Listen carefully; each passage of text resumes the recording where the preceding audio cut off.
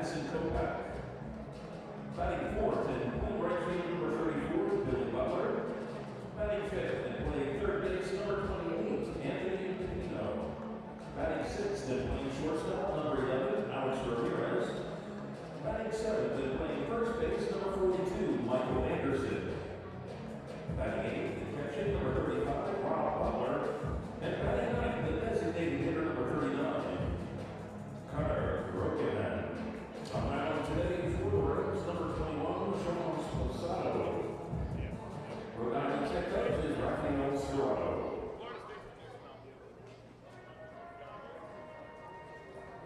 And now, ladies and gentlemen, the starting lineup for your Virginia Cavaliers.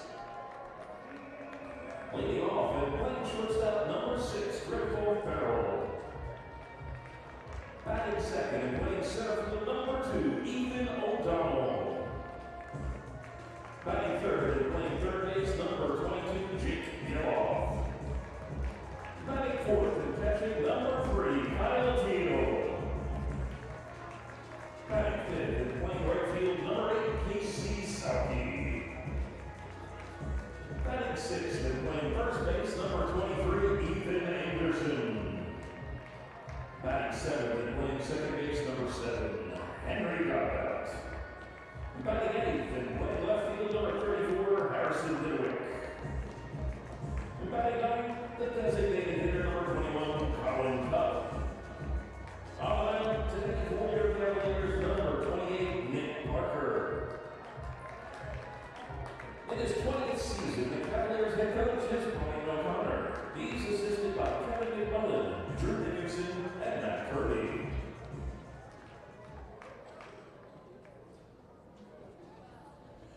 We, the ACC, are committed to seeing each other as equals, recognizing that our differences don't divide us, but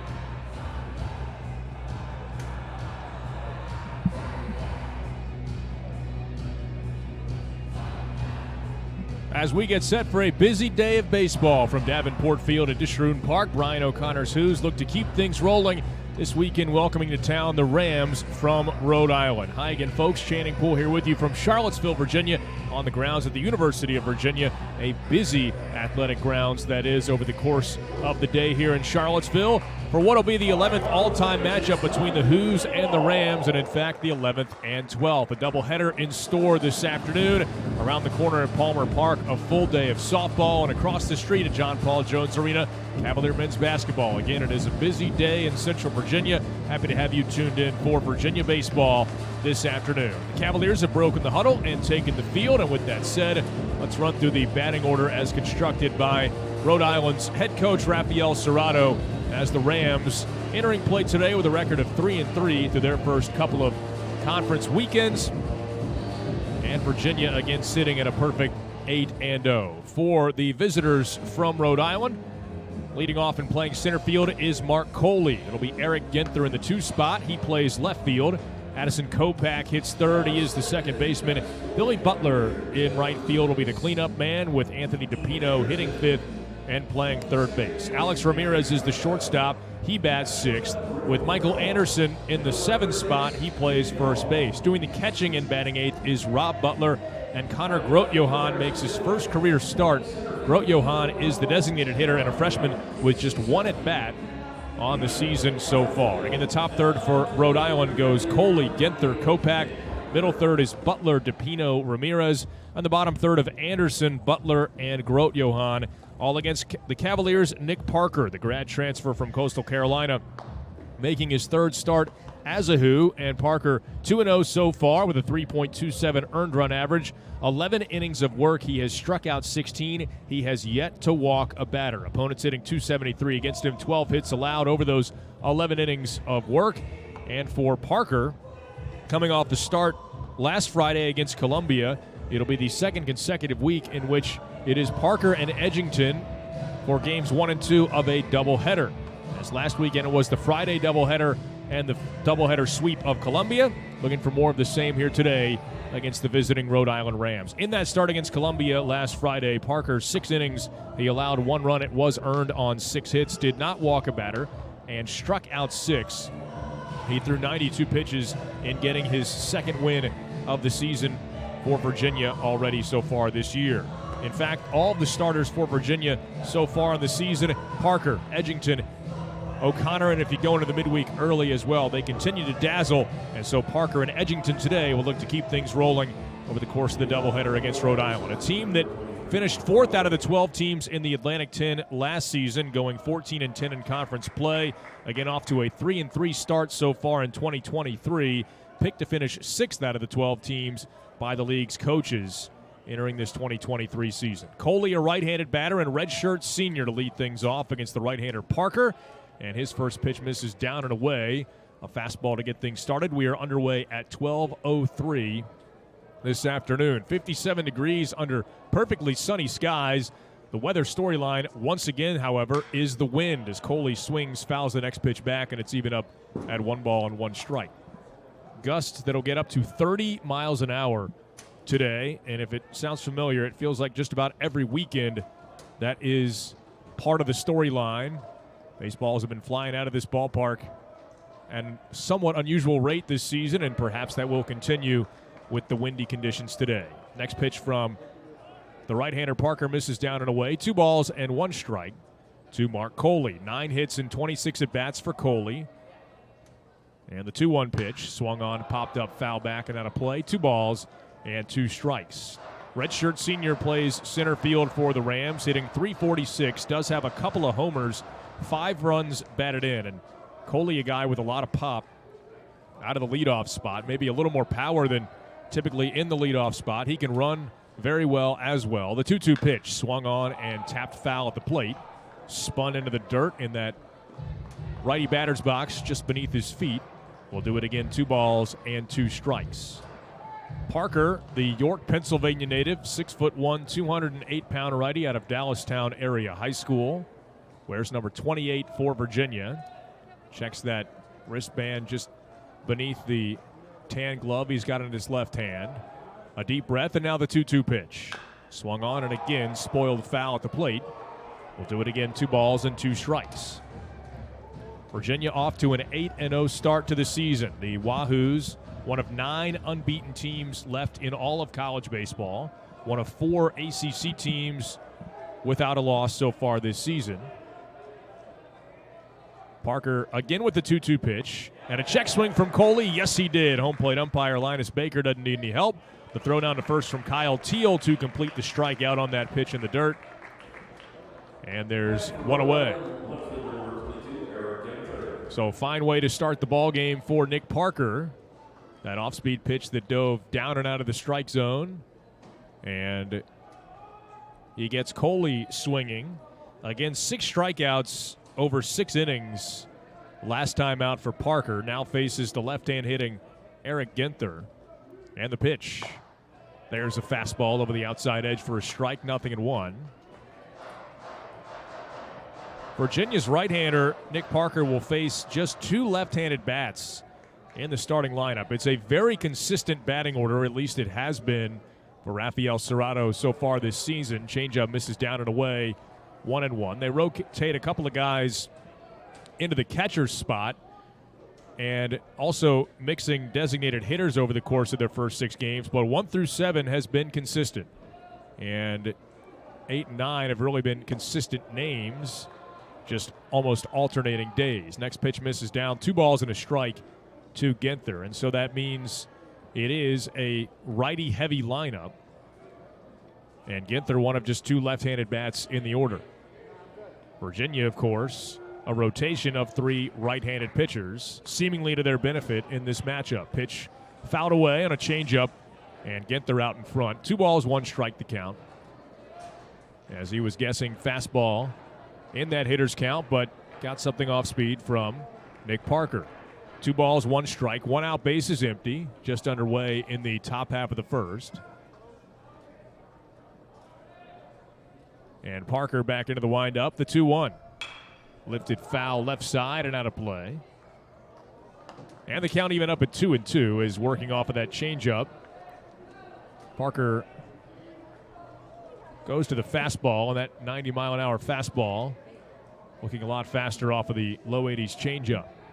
2 balls, 2 strikes. Wind whipping around out of the ballpark. The 2-2 swung on, lifted out towards center field, but he got it off the end of the bat. O'Donnell started back, now coming in, makes the catch. And that's out number 2. Just to give you an idea, Henry Godbout, who was basically just going out, trotting out into center to watch O'Donnell make the catch, lost his hat. That's how hard the wind is blowing today. So 2 outs, bases empty, and Addison Kopak, the batter for Rhode Island. Defensively for Virginia, Kyle Teal is the catcher and battery mate for Nick Parker. The infield third to first has Jake Geloff at third, Griff O'Farrell the shortstop, Henry Godbout at second, Ethan Anderson at first. As a slider from Parker misses outside, 1-0 to Kopak. Around the outfield left to right, Harrison Didowick in left. Ethan O'Donnell, just introduced you to him. He plays center field. And Casey Sauke in right field completes that Virginia defense. 1-0 pitch. Over the inside edge, a called strike. Mentioned that outfield for Virginia. They are playing very deep right now against Addison Kopak, guy who led Rhode Island last year with 17 home runs. He's got 1 so far this season. Redshirt junior right-handed hitter, the 1-1.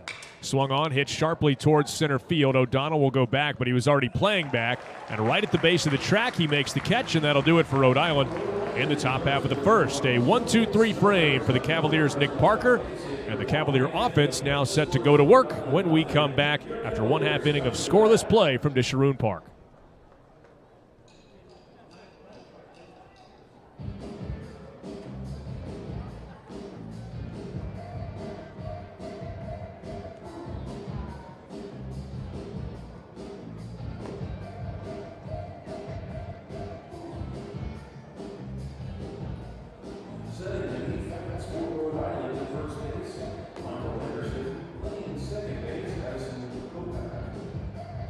Shortstop,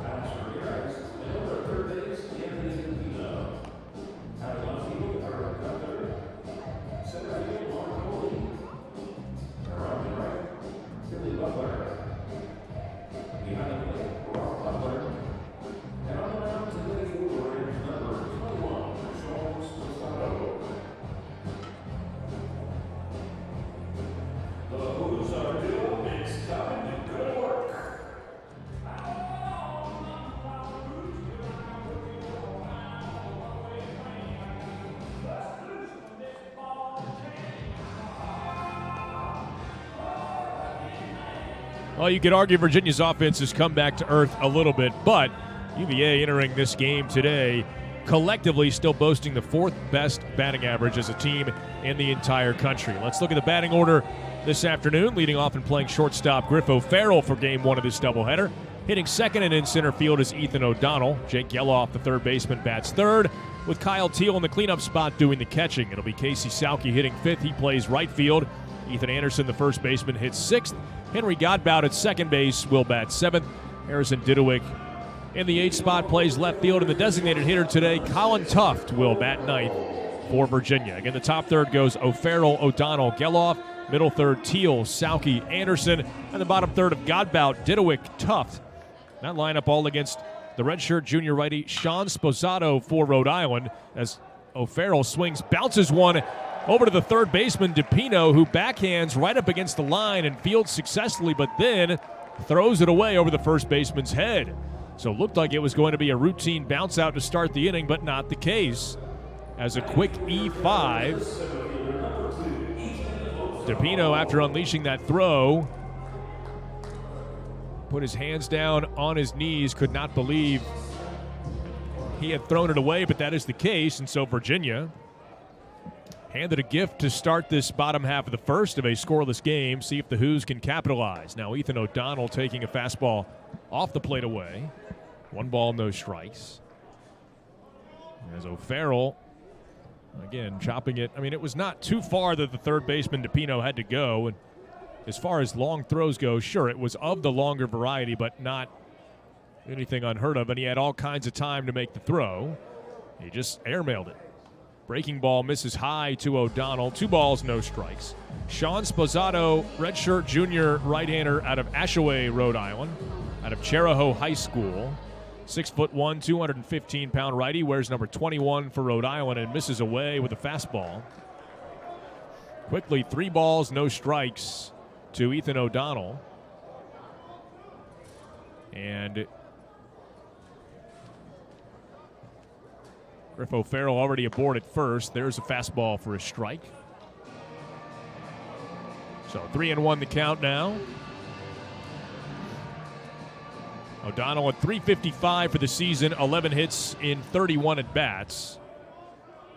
In fact, the same numbers in terms of hits and at-bats as Griff O'Farrell, who leads at first, now dives back in ahead of the tag from first baseman Michael Anderson. Hitters count for O'Donnell, 3 balls and 1 strike. Sposato, last year, 17 appearances, 7 starts. He split time between a starter and bullpen role. Runner goes, pitch swung on, line into left center field. That's down for a base hit. O'Farrell around second. He'll get to third base easily and standing up. And it's a base hit for Ethan O'Donnell, and Virginia has first and third with nobody out here in the home half of the first inning. Well, again, O'Farrell running on the pitch. And that line drive right over the shortstop's head as he was making his way towards second base to cover on the stolen base attempt. And the first hit of the ball game for Virginia. So O'Farrell at third because of the error. O'Donnell at first on the single, and now Jake Geloff takes a fastball up and in, 1-0. Last season for Sposato, a 4.34 earned run average, 58 innings. He struck out only 37 and walked 29. Meanwhile, opponents hit .283 against him. His 1-0 pitch. Fastball misses outside. 2 balls, no strikes. It's interesting when you look at statistically both last season and this season so far. Sposato has been the game 1 starter, but Tristan Levesque, who will start game 2, has been better in just about every statistical category. Geloff, a big cut at a 2-0 fastball, fouls it away. And it's 2-1. And with 2 righties and a lefty in the rotation, perhaps part of the thinking from Rafael Serrato is to stagger the 2 right-handers around the lefty Levesque. Pitch bounced in and blocked by the catcher Butler. O'Donnell a big secondary lead, but ultimately thought better of it and retreated to first. And again, a hitter's count for the dangerous Jake Geloff, hitting at .414 on the season. 3 homers, 14 runs batted in. Chance to add to that tally early on here. The 3-1 pitch, runner goes. It's grounded up the middle and through for a base hit. Virginia will strike first. Home to score from third, Griff O'Farrell over to third base. Again running on the pitch, O'Donnell. And the merry-go-round continues. First to third, the base runner O'Donnell. Home from third, the base runner O'Farrell. 1-0 Virginia on the RBI single for Jake Geloff, who has number 15 on the year. And just like that, the Hoos are on the board. 3 batters into this game, still nobody out in the inning. Now Kyle Teal, left-hand batter against the righty Sposado. And the pitch. Swung on, fouled off the end of the bat, deflecting off of the Virginia dugout, off the third base line. No balls and 1 strike to Kyle Teal. Hitting at .481. He was the hero of the Tuesday win over VMI. Responsible for all 3 RBIs. The 0-1, that's upstairs. 1 ball and 1 strike to Teal. Teal 13 hits in 27 at-bats on the season. A couple of homers, 9 runs batted in. Again, 3 of those coming earlier this week. He bats with O'Donnell at third, Geloff at first, and the pitch is swung on and lined but foul. Off the protective netting down that third base line. 1-2 the count as the Rhode Island left fielder Eric Ginther picks it up and tosses it up onto the berm, where a battle between a number of young fans. Somebody goes home with a souvenir. 1 ball, 2 strikes the count to Teal. Runners at the corners, still nobody out. Home half of the first already. 1-0 Virginia. The pitch. Swung on, fouled back as Teal hangs back on a breaking ball. From the right-hander, Sposado. Out of Charahoe High School in Rhode Island. Ashaway, Rhode Island native. And his 4th season at Rhode Island. Breaking ball, bounced foul into the Rhode Island dugout. Didn't come back out, but also was not hit all that sharply.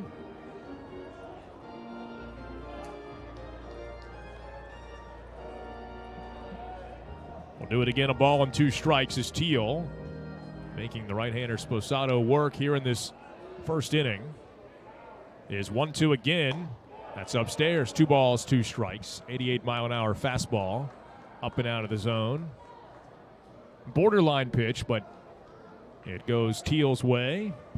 2 balls, 2 strikes the count. And Sposado from the belt deals, and that one bounces in. Runner goes from first. Geloff is in standing up at second base. And Virginia now second and third, nobody out. And a golden opportunity for Kyle Teal here. With runners at second and third, no outs. Now you start to get greedy and think about not only getting the man in from third, but also advancing the man from second. And Teal, thoughts of doing exactly that. Pulls it on the ground, but foul outside of first base, and the count is full still at 3 balls and 2 strikes. Strong wind blowing out towards right center field. Or the left-hand hitting Teal against the righty Sposado. And the pitch. Swung on, fouled away left side out of play. Seeing that fastball very deep and deciding late to offer at it, but spoils it to see another one. And again, quite the lengthy battle now between Teal and Sposado. Right-hander laboring is not recorded an out as Teal grounds one right side and through for a base hit. O'Donnell home from third. Right behind him, Geloff heading to the plate. The throw comes into the cutoff man, and it's 3-0 Virginia.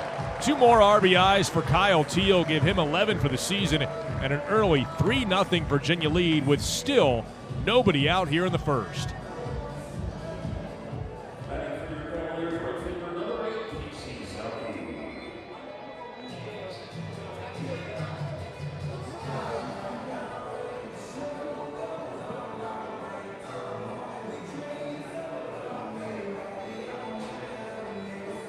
How about an 11-pitch at bat from Kyle Teal there? What a battle. that ends in a 2 RBI single. Early visit from Rhode Island's pitching coach Dave Fisher, 6th-year pitching coach, or I should say 6th-year coach on the staff, but it's actually only his 2nd season in the pitching coach role. Spent time as director of ops, spent time as a volunteer assistant, and ultimately promoted to that pitching coach role prior to last season.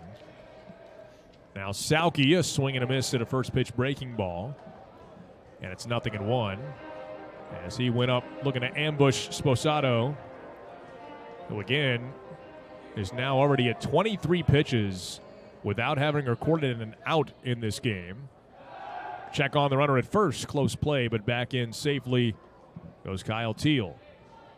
3-0 Hoos, 3 runs on 3 hits, also assisted by an E5 to start the game. The 0-1, swing and a miss, doubled up with that breaking ball. First one just barely out of the zone, that one stretching even farther out of the strike zone, but again, Sauke could not lay off. So quickly, no balls, 2 strikes. Another check on the runner at first, and Anderson slaps down a tag and shows it to first base umpire Chris Ward, but still a safe sign as Teal dives back in headlong. No balls, 2 strikes the count, righty against righty. And Sposato from the belt. They've got the runner hung up between first and second. Teal looking to get a running start. And the pitch missed outside, by the way, to Sauke. Snap throw down to first was way late. Teal had a running start towards second. The middle infielders for Rhode Island barking at Sposato to step off, but he didn't recognize it in time. Still delivered the pitch, but Teal stopped and eventually scurried back to first. Now a check on him again. And once again back in safely, clearly trying to time up Sposato. Well, sort of already showed his cards on that bluff attempt. And again, they checked that direction. Low throw dug out by the first baseman, Michael Anderson. Teal's jersey more than filthy by this time from a handful of dives back into first base. Now the 1-2. Downstairs, 2 balls, 2 strikes to Sauke. So from 0-2, he's worked it back even now to 2 balls and 2 strikes. Virginia 3, URI nothing. In the bottom half of the first inning that still has yet to see Sposato record an out. The pitch up and away, 3 balls, 2 strikes. And not just that it is the series opener, but compounded by the fact that it's game 1 of a doubleheader today. I mean, if you're Rhode Island's staff, when you think about the visit he just got from Dave Fisher and also Rafael Serrato, the head coach, part of the message might have been, look, you got to get some kind of distance out of you in this game regardless. Otherwise, you are really behind the 8 ball, not only for today's doubleheader, but for the entire series because of the heavy tax you would put on your bullpen as a result. So payoff pitch, we'll see if Teal starts from first. As Sposato from the belt, runner holds. It's swung on, fouled away right side. And we'll do it again, 3-2 to Casey Sauke. 9 hits in 29 at-bats for the season. A .310 hitter so far with a home run and 7 runs batted in. Full count to him here. An RBI for Jake Geloff, 2 already for Kyle Teal in this first inning. Runner goes, pitch chopped over to third, knocked down by DePino, picks it back up and throws wide of first base again. The second E5 in the inning on Rhode Island's third baseman. A tough start to the game for Anthony DePino, who is barking at himself in his glove right now.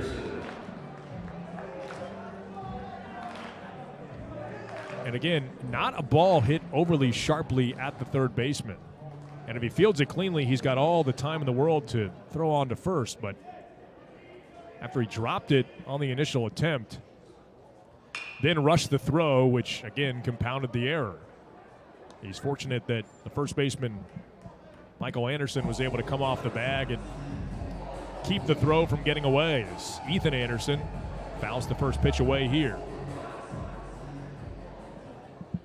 Each side with an Anderson at first base today. Runners at first and second, no out. Pitch up and away, 1 ball, 1 strike to Ethan Anderson. Switch hitter batting left against the right-hander Sposato. And again, part of this is not Sposato's fault with the 2 errors on his third baseman on fairly routine ground balls. Nevertheless, he is over 30 pitches and has yet to record an out. Pitch down and in, 2 balls and a strike to Anderson. It's Virginia 3, Rhode Island nothing. Last of the first. Sposato will look to second. Make that 2, and now the pitch.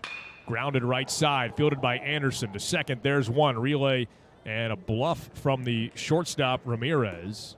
I don't know if he didn't get a good grip on it or if he did not feel the pitcher, Sposato, was ready to receive the throw.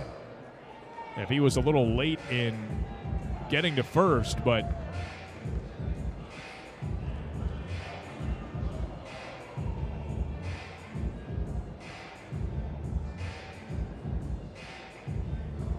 either way, they settle for the 1 out at second. Over to third base goes Teal, and Anderson reaches on the fielder's choice. Rafael Serrato now talking with home plate umpire Linus Baker, and I wonder if he's asking if perhaps Ramirez's throwing lane was impeded by the oncoming base runner Sauke. And now second base umpire Greg Howard is getting into the conversation.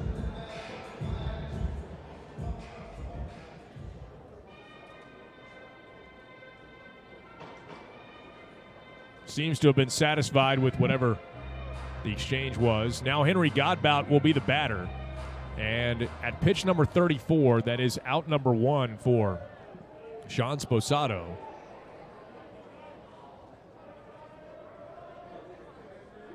Righty against righty. They're at the corners with 1 out.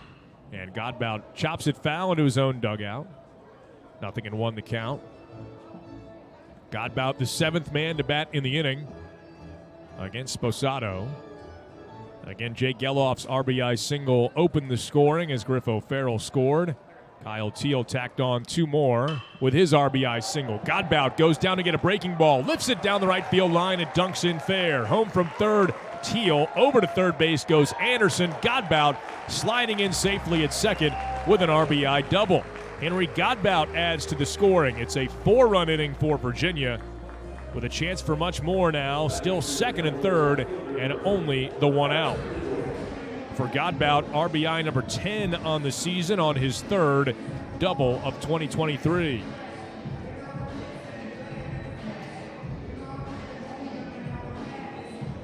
And now fellow first year Harrison Didewick with an opportunity for Virginia.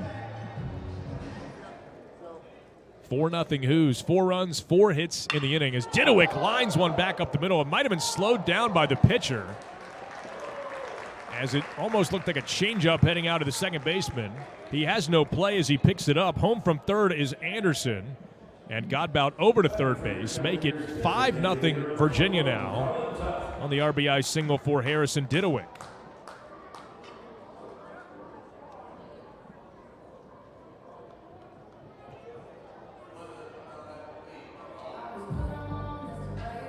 So that's RBI number 8 for Virginia's left fielder Didewick.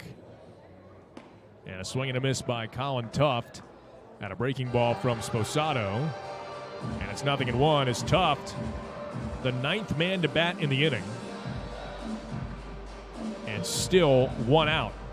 And again, I mean, this is disaster zone for Rhode Island, but they've got to get somebody up in the first inning of today's doubleheader. Breaking ball swung on and missed. Didewick is going to take second base on the wild pitch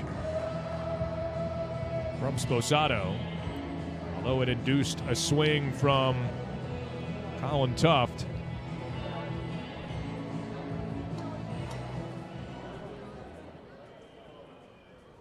The runner advances. Now the 0-2 breaking ball taken outside. 1 ball, 2 strikes the count. Tough 3 for 13 on the season, hitting at .231. He bats now with Godbout at third, Didowick at second, only the one out. Pitch is swung on, lined up the middle and out of the reach of the diving shortstop Ramirez. One run is home as Godbout scores. Didowick waved to the plate. He's going to come in and score, and Virginia tacks on 2 more. RBIs numbers 4 and 5 for Tuft, who makes it 7-0 Wahoos.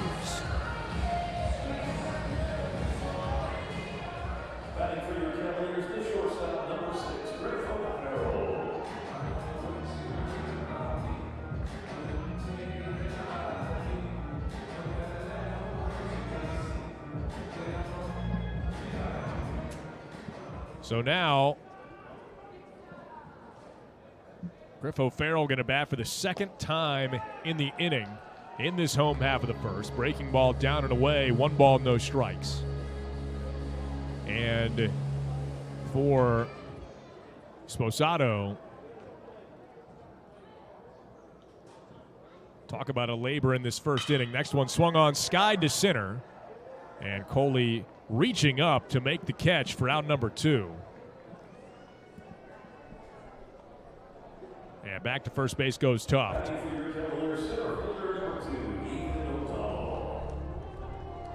As Virginia bats around in the first. Now, Sposato is assisted by the fact that with 2 errors, everything has already been unearned for some time now. Of the 7 runs he's allowed, only 2 have been earned. Now O'Donnell, and he's hit by the pitch. Breaking ball gets him on the front knee. And that was pitch number 45 from Sean Sposato in the first inning.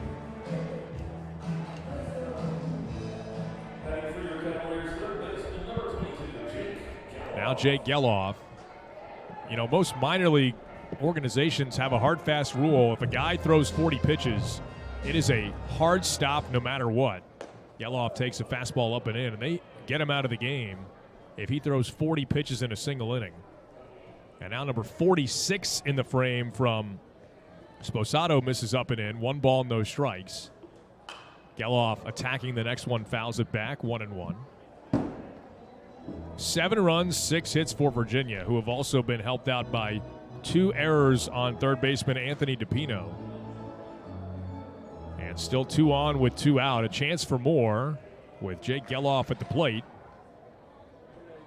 And he takes it inside corner for a strike. And it's 1-2. Geloff, the 12th man to bat in the first inning for Virginia. And again, activity continuing in that Rhode Island bullpen. The 1-2. Fouled back. And we'll do it again. 1 ball and 2 strikes.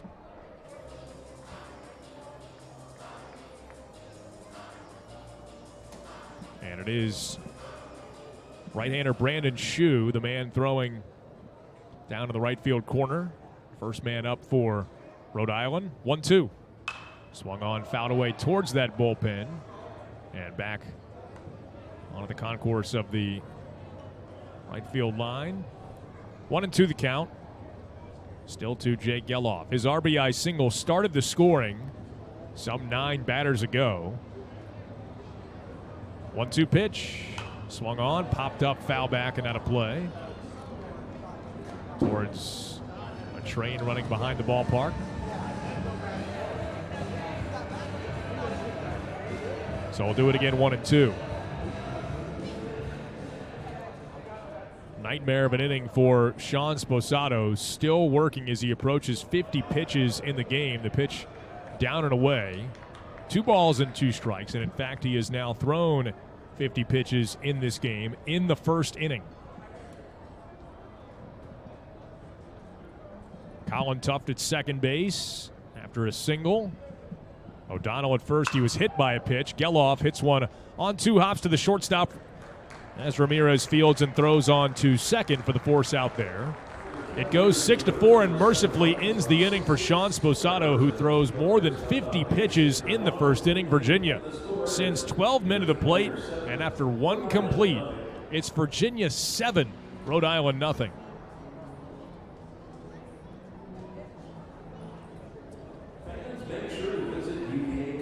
UVAtickets.com to get your Virginia baseball season tickets. That's UVAtickets.com to get your baseball season tickets.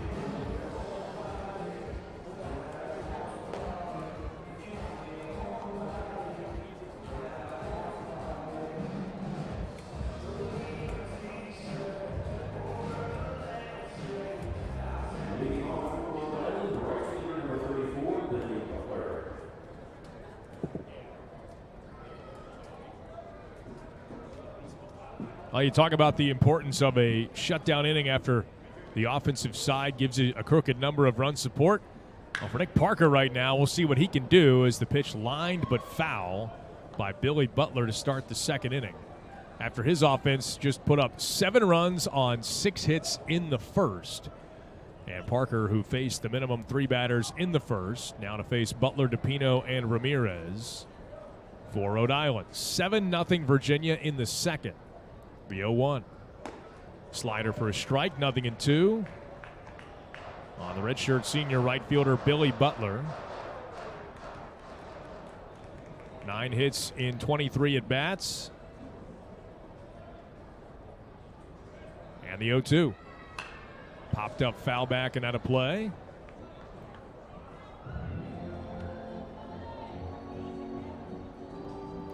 And the count holds at 0-2 on Butler, whose younger brother Rob is the catcher today for Rhode Island. Both Butler brothers in the starting 9 for Rafael Serrato. The 0-2. Breaking ball swung on and smacked to left field. Well tagged. Didowick going back. He looks up. That ball is gone. A hanging breaking ball on an 0-2 pitch that ended up about letter high, middle of the plate, and Billy Butler did not miss it. So for Butler, his second home run of the season, and gets Rhode Island on the board. It is a 7-1 ball game.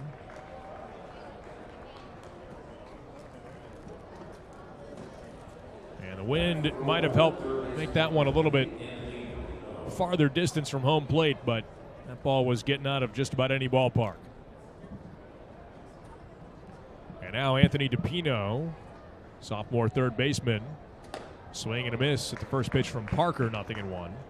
DePino wants to make up for the couple of errors he committed last half inning that led to 5 unearned runs. He takes a slider for strike 2. DePino 7 hits in 25 at-bats. Right-handed batter against the righty Parker. 7-1 our score. And the pitch way outside, 1-2.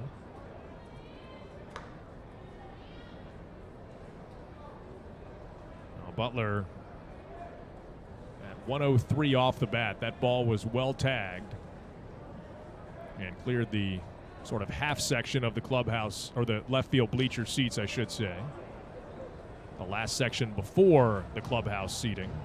Slider outside, 2-2 the count to DePino, with Ramirez waiting in the on-deck circle.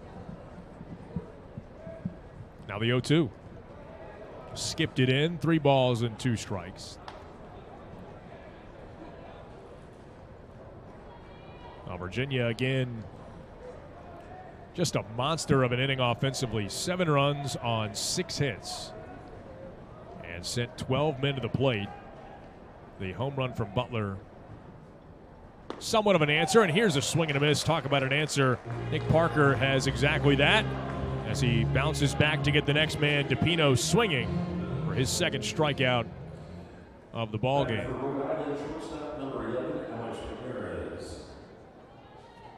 Now Alex Ramirez will bat.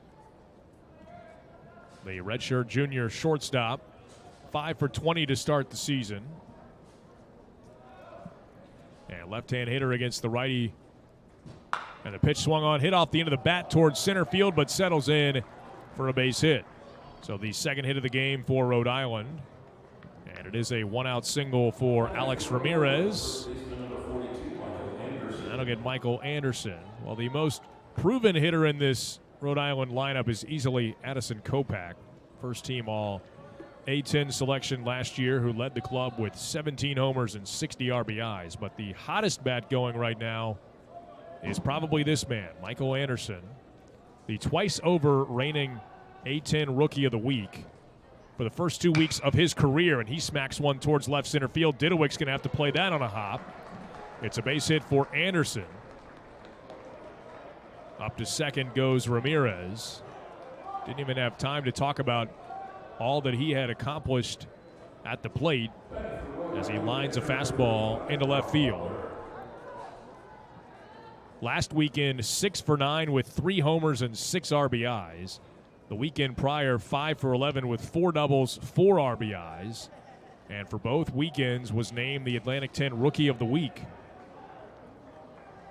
And he's picked up right where he's left off. So Anderson now 12 for 21 on the season, hitting over 500. Now Rob Butler. And a slider swung on and missed, 0-1. Younger brother of Billy, who homered to start the inning for Rhode Island. And Rob Butler, redshirt sophomore, doing the catching here for game 1. Bats from the right side of the plate. Runners at first and second, 1 out. And the pitch now from Parker. Grounded over towards third. Geloff to cut it off. He goes to second. There's one. Relay to first from Godbout in plenty of time.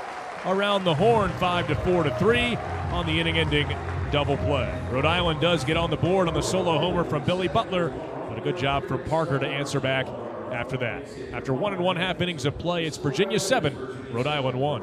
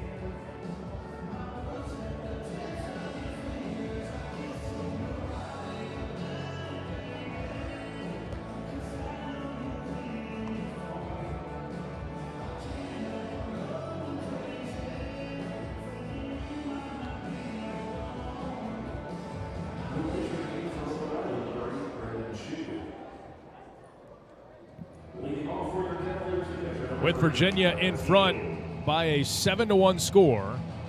It'll be the heart of the order, Kyle Teal, Casey Sauke, Ethan Anderson, to face the new pitcher for Rhode Island. Redshirt freshman Brandon Shue takes over. First pitch to Teal, lined into center field, a base hit. Virginia picking up right where they left off against the starter Sean Sposato.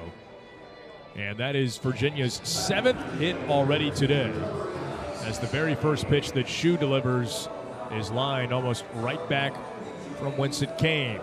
And now Casey Sauke, right-handed batter against the righty Shue. Shue spelled HSU, redshirt freshman from Brookline, New Hampshire. And he'll check on the runner at first. And if you're Rhode Island, you don't really have a choice. I mean, a guy throws 53 pitches in an inning.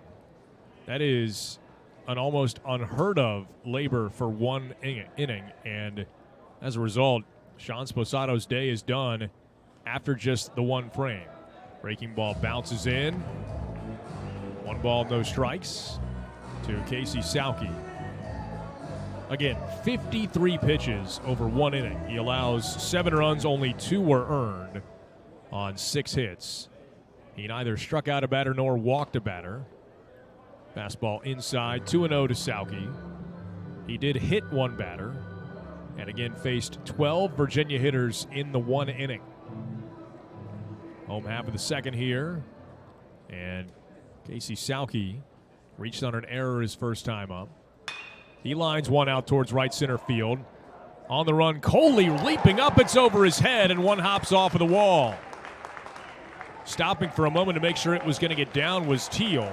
The wind carrying that thing out of the reach of Coley, who, to his credit, timed his leap well, and he got up there, but that ball just sailing over his head. And normal weather conditions, I think that ball was caught, but again, gust of wind up to 30 miles an hour this afternoon, and that goes down as a 2-base hit for Casey Sauke. 3rd double of the year for Sauke.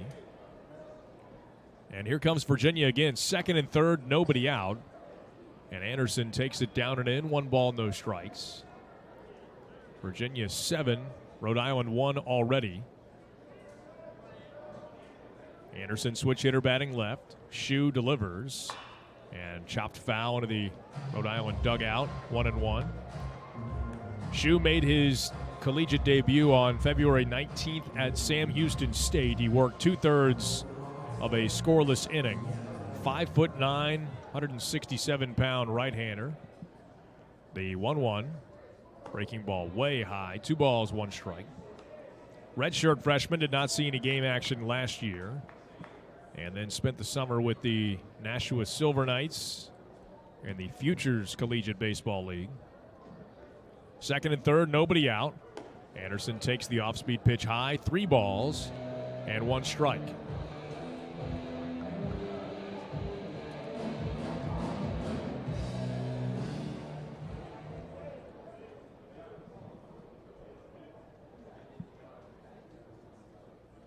Next pitch to Anderson, fouled back. Fastball down in the zone, sends it straight back into the netting. So the count is full at 3-2.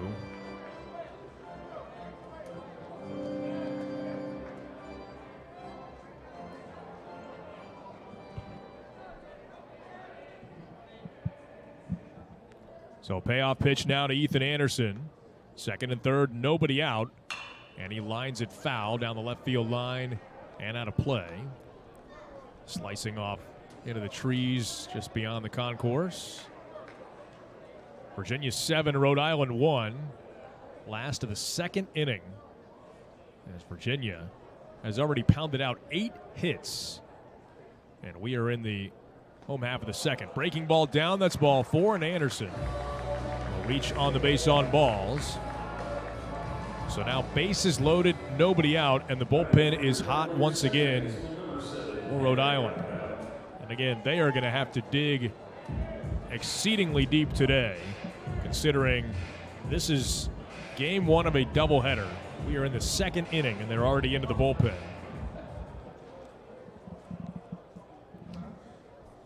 Gavin Crowley, the man throwing, has got takes a big, slow breaking ball for strike 1. And Park. Radar gun says 69 miles an hour. Bases loaded, nobody out. The 0-1 pitch now. Swung on and lined, but foul. Deflecting off of the camera well, out into the left field where Eric Ginther goes to retrieve it.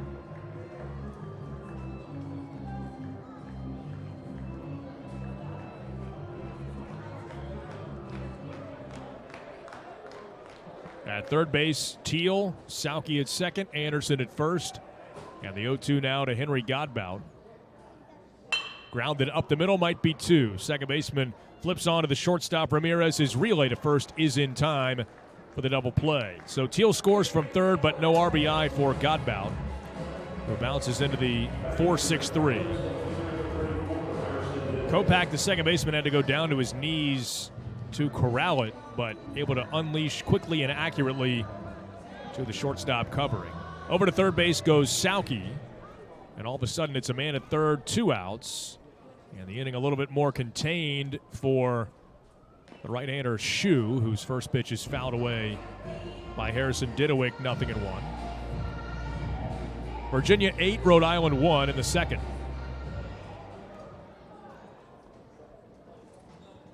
Didowick singled and scored his first time up. Drove home a run on his base hit. Breaking ball inside, 1-1.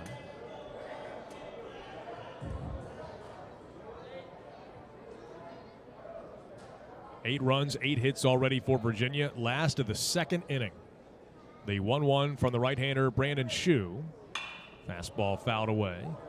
1-2 the count. Out of Hollis Brookline High School in New Hampshire. Last season didn't see any time on the mound as a true freshman. Now his second appearance of 2023. 5'9" right-hander. And his 1-2 pitch. Didowick pops it up left side of the infield. Looks to be playable for DePino, the third baseman. And an interesting path to get to it, but makes a one-handed grab, and that will retire the side. But not before Virginia tacks on another one, and at the end of 2 complete, Virginia now leads it 8-1 as we head to the third.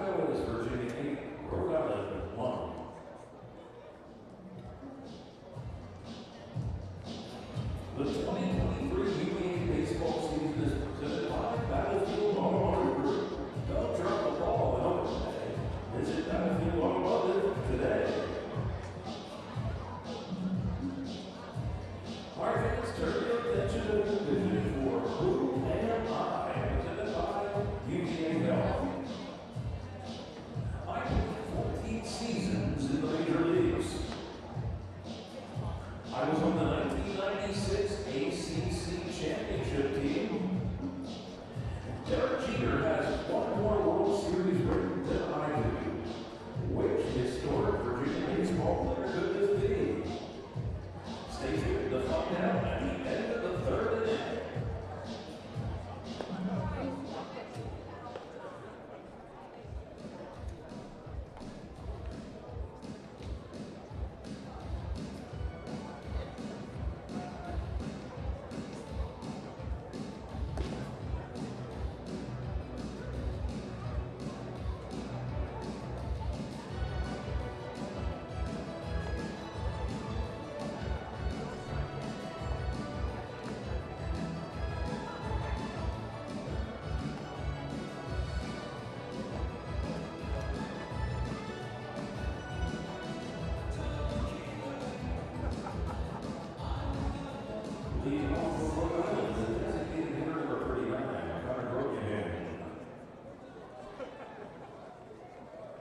An 8-1 cushion to work for Nick Parkhurst, the grad transfer right-hander, back to the hill for Virginia. Top of the third inning in Charlottesville on this windy Saturday afternoon. And the first pitch to Connor Grote-Johann is fouled back. It's 0-1. Freshman and right-handed hitter gets the start as the designated hitter today. He has just 1 prior at-bat on the season. The 0-1 pitch. Wave and a miss at a slider. Quickly 0-2.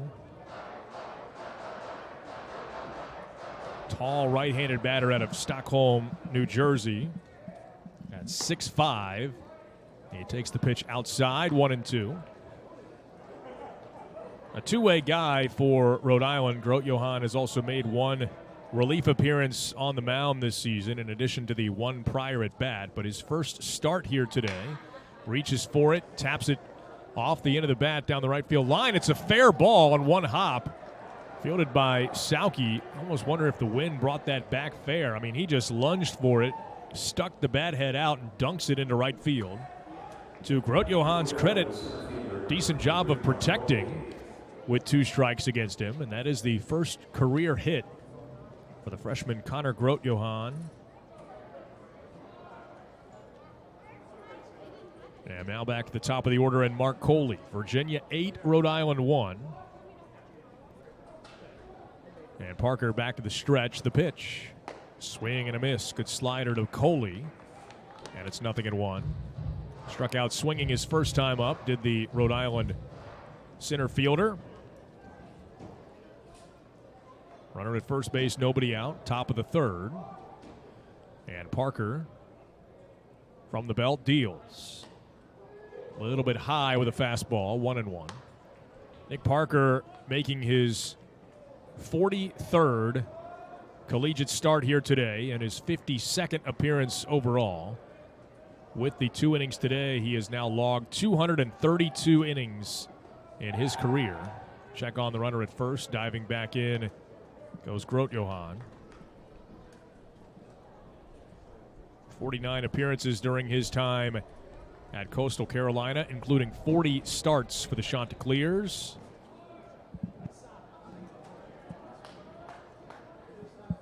Now his 1-1. Chopped towards third, but foul. And it's 1-2 to Mark Coley.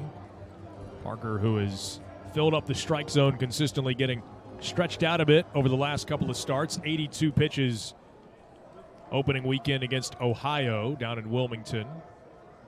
And 93 pitches in his Davenport Field at Disharoon Park debut last weekend against Columbia.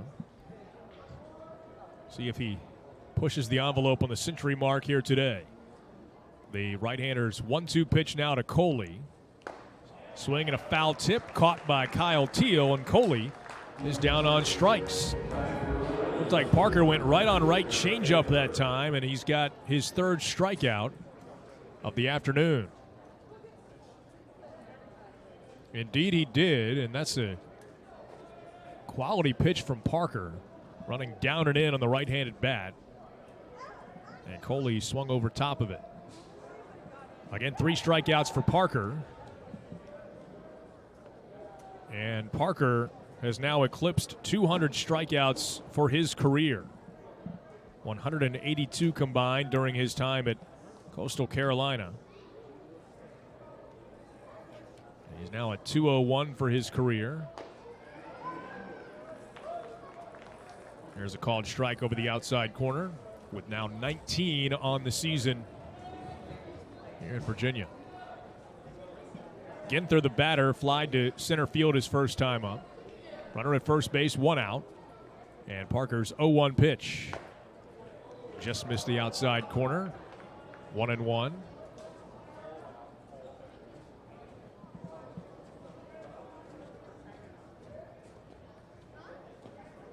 Again, Virginia leads 8-1, putting up 7 runs in the bottom of the first, knocking the Rhode Island starter out of the game. The 1-1. Grounded over towards Anderson at first. Spins, throws to short for 1. Back on to first where Parker is covering. Already the 2nd inning-ending double play that the right-hander Nick Parker has induced. This one goes 3 to 6 to 1, and the inning is over. It's Ginther bouncing into the double play. So Parker faces the minimum 3 batters in this third, and after 2.5 innings of play, it's Virginia 8, Rhode Island 1.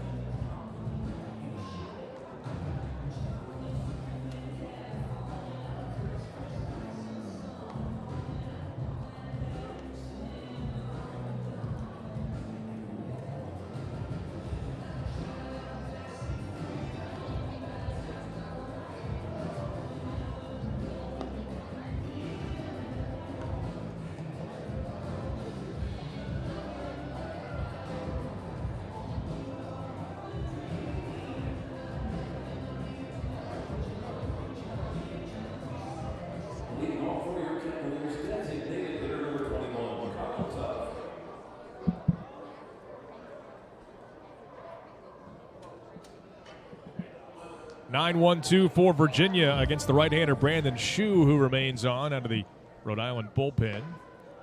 And a fastball at the knees for a called strike. It's 0-1. The first three guys that Shue faced reached against him last inning, and that prompted immediate activity again in that Rhode Island bullpen. The 0-1, down and away, 1 ball, 1 strike, but he induced a 4-6-3 double play and got the next man to pop out. And as a result, is back out for his second inning of work. 8-1 Virginia leads, last of the third inning now. And Tuft fouls away a fastball. 1-2 the count. Tuft, O'Farrell, and O'Donnell for Virginia against the redshirt freshman out of Hollands Brookline High School. The Hollands Brookline Cavaliers, interestingly enough. And Brandon Shue, he deals, and a swing and a miss. And a front door breaking ball. Tuft is down swinging. That is the first strikeout for Rhode Island pitching today.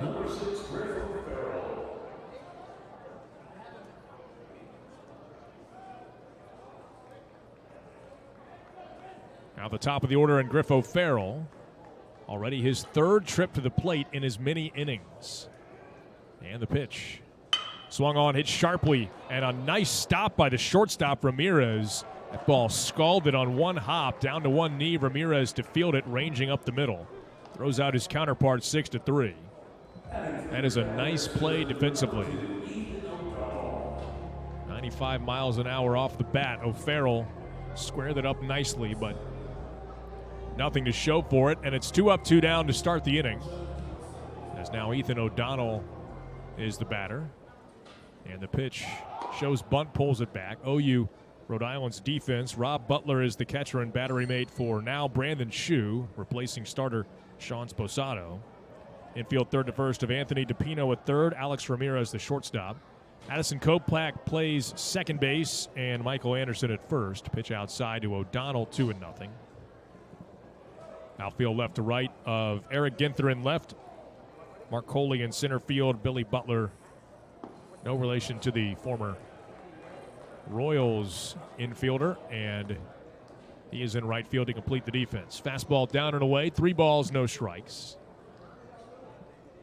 And the next pitch from Shue, that's way upstairs, ball 4. So a 4-pitch walk to the Cavalier center fielder. And no 1-2-3 inning for the former Hollis Brookline Cavalier, Brandon Shue. And he's got to contend with Jake Geloff now. Righty against righty with a runner at first base and 2 outs. Wind is really moving the flags, not just the flags, but the flag poles beyond the right center field wall between scoreboard and batter's eye. That wind is really moving the flags. And now after the walk, it looks like Rafael Serrato might be going to get the baseball from Brandon Shue.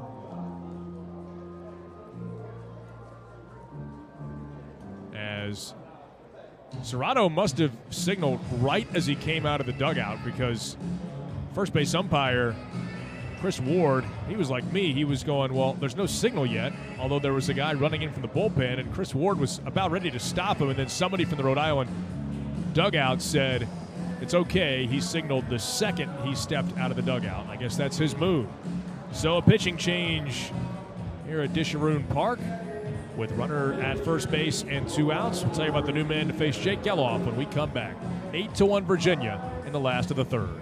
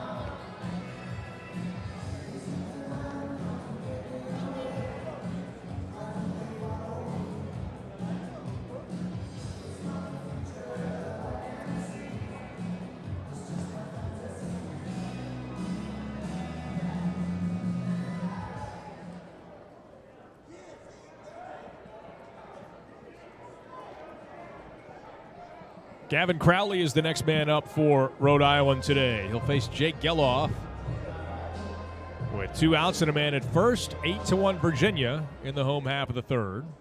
And Crowley, redshirt freshman from Newport, Rhode Island, deals. Pitch gets away from the catcher, Butler. Looked like a cross-up as he just missed it. And up to second base goes O'Donnell.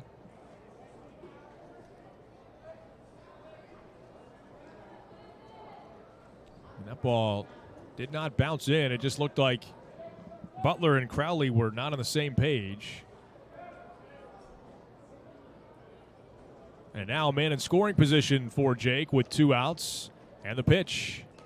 That one to the backstop on a wild one uncorked from Crowley. And so Crowley has thrown 2 pitches. They've gone pass ball, wild pitch. And Ethan O'Donnell now stands at third base. Well, Crowley made his collegiate debut on February 19th at Sam Houston State. 2/3 of an inning, he did allow a run that was earned. The 2-0 pitch now to Geloff. Fouled straight back, 2-1. Did not see game action last year as a true freshman. Crowley spent the summer with the Southampton Breakers in the Hamptons Collegiate Baseball League. 6'1", 175-pound righty from Newport, Rhode Island, deals. And a breaking ball in there for a strike to even the count at 2-2. Big slow hook from the righty Crowley, wears number 32. Out of Rogers High School, the Vikings in Newport. Runner at third base, 2 outs. His 2-2 pitch now to Geloff. Down and away, 3-2. So full count to Virginia's third baseman, Geloff. Already with an RBI and a run scored today. Crowley, pitcher number 3 in his mini innings for Rhode Island. The payoff now to Geloff. Hit sharply, and he hit O'Donnell. And he is out. O'Donnell standing in foul territory as the ball hit him in the back. And he leapt into fair territory. But they say you start in foul territory for that exact reason. So if you get hit, it is a foul ball. And O'Donnell was shocked to find out they had called him out. As it was between home and third, it should be home plate umpire Linus Baker's call. And he confirms now with third base umpire Dave Martinez. And Linus Baker is explaining to Brian O'Connor that his call is going to stand as out.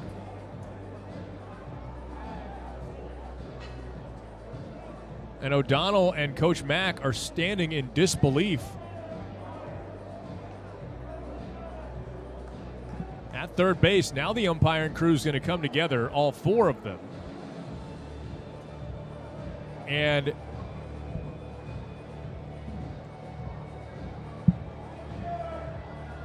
wow, this is going to stand. And with no further protest. So that'll end the inning, and a runner left at third base for Virginia. And what an odd way for the home half of the third to come to a conclusion. We head to the fourth. After 3 complete, it's Virginia 8, Rhode Island 1. All right, so let's see what you were right in guessing today's Who Am I Virginia baseball player. This person played 14 seasons in the major leagues on 5 different teams. This person was on the 1996 ACC championship, and this person also has only one less World Series ring than Derek Jeter. Who is this?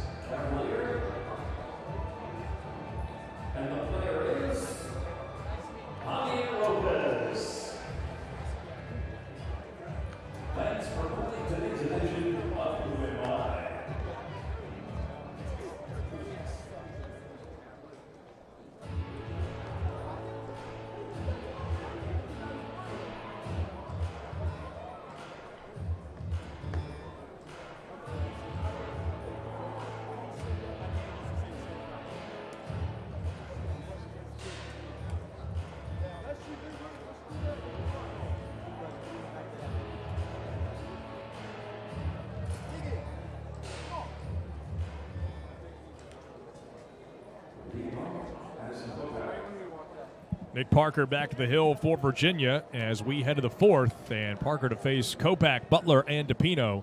3-4-5 for the Rhody Rams here, and a breaking ball misses down and away. 1 ball and no strikes.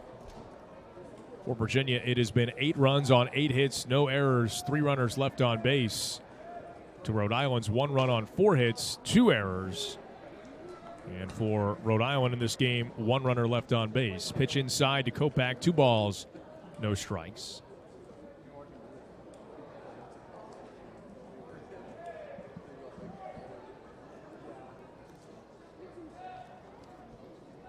Parker now, dangerous count to a dangerous hitter, and a fastball up and in. 3 balls, no strikes. Quickly to Addison Kopak. He flied to center field his first time up. And Kopak, again, first team all-conference selection a season ago, as well he should have been. 17 homers, 60 RBIs.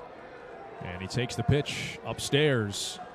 Ball 4 and a 4-pitch walk surrendered by Nick Parker, and that is the first walk allowed by Parker all season.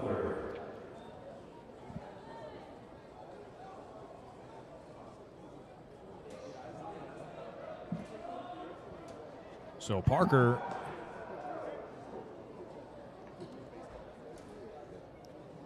goes 14 innings without allowing a single base on balls and walks the leadoff man here in the fourth to snap that streak. A guy who last year only walked 23 batters over 85 innings at Coastal. Swing and a miss by Billy Butler, and it's 0-1. Butler, who launched a solo home run in his first at-bat today.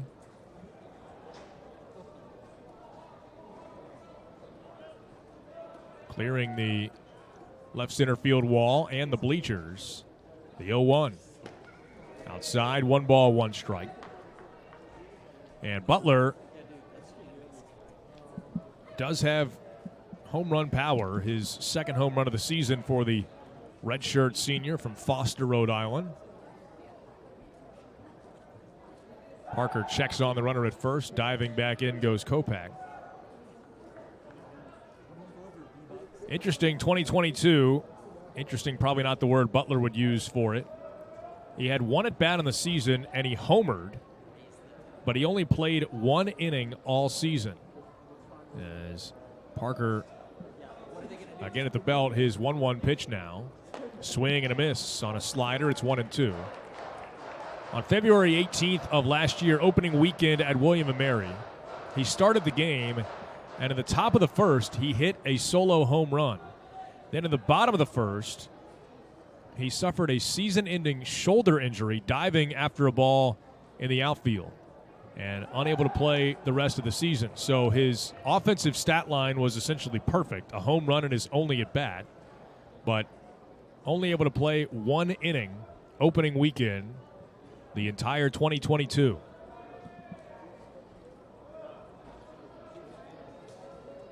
Now the 1-2 from Parker. Down and away, 2 balls and 2 strikes. Redshirt senior out of Pontiac High School.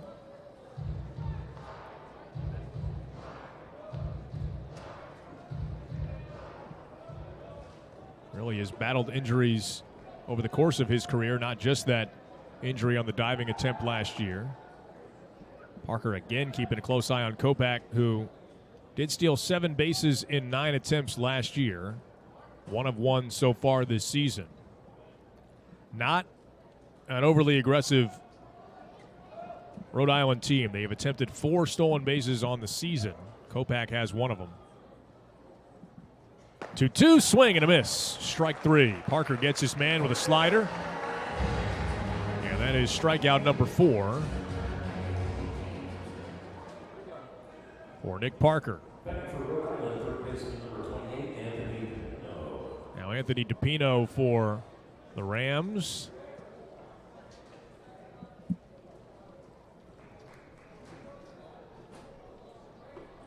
Parker looks over his shoulder at first.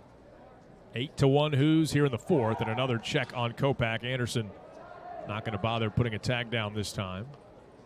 It's Kopak back in safely.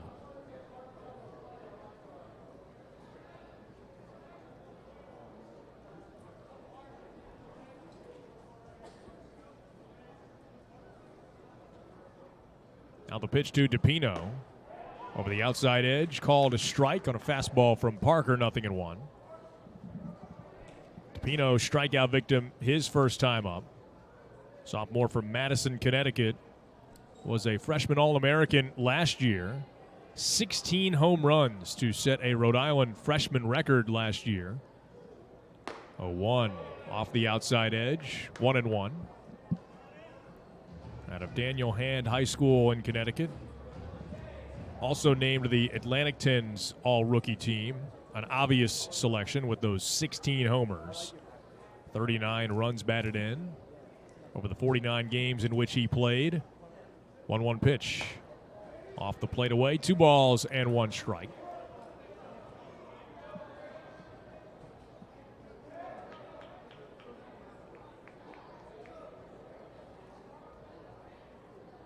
DePino, 5'10", 230-pound right-hand hitter. And Parker staring down the runner at first once again. That's Kopak. And the 2-1. Fouled away. Ran the fastball in on the hands that time to level the count. 2 balls and 2 strikes.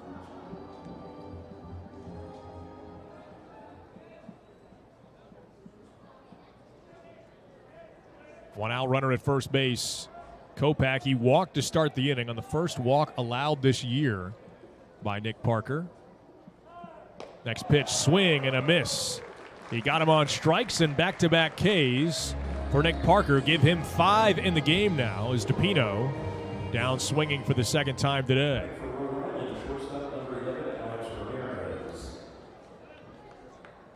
Well, again, Parker allowing the walk to start the inning, but has bounced back nicely with consecutive strikeouts. And now Alex Ramirez will be the batter. He singled his first time up. Left-hand hitting shortstop. Virginia 8, Rhode Island 1, top of the 4th on a windy Saturday afternoon in game 1 of the doubleheader. Temperature up to 60 degrees now. Hopefully the winds will die down at least a little bit as the afternoon progresses. But it has really been whipping around for the duration so far today. The first pitch from Parker, changeup misses down, 1-0. Ramirez, one of 2 left-handed batters in the lineup for Rhode Island today.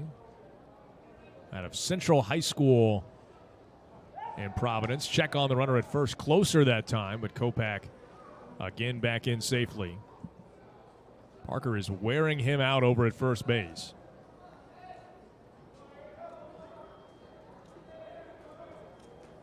The 1-0.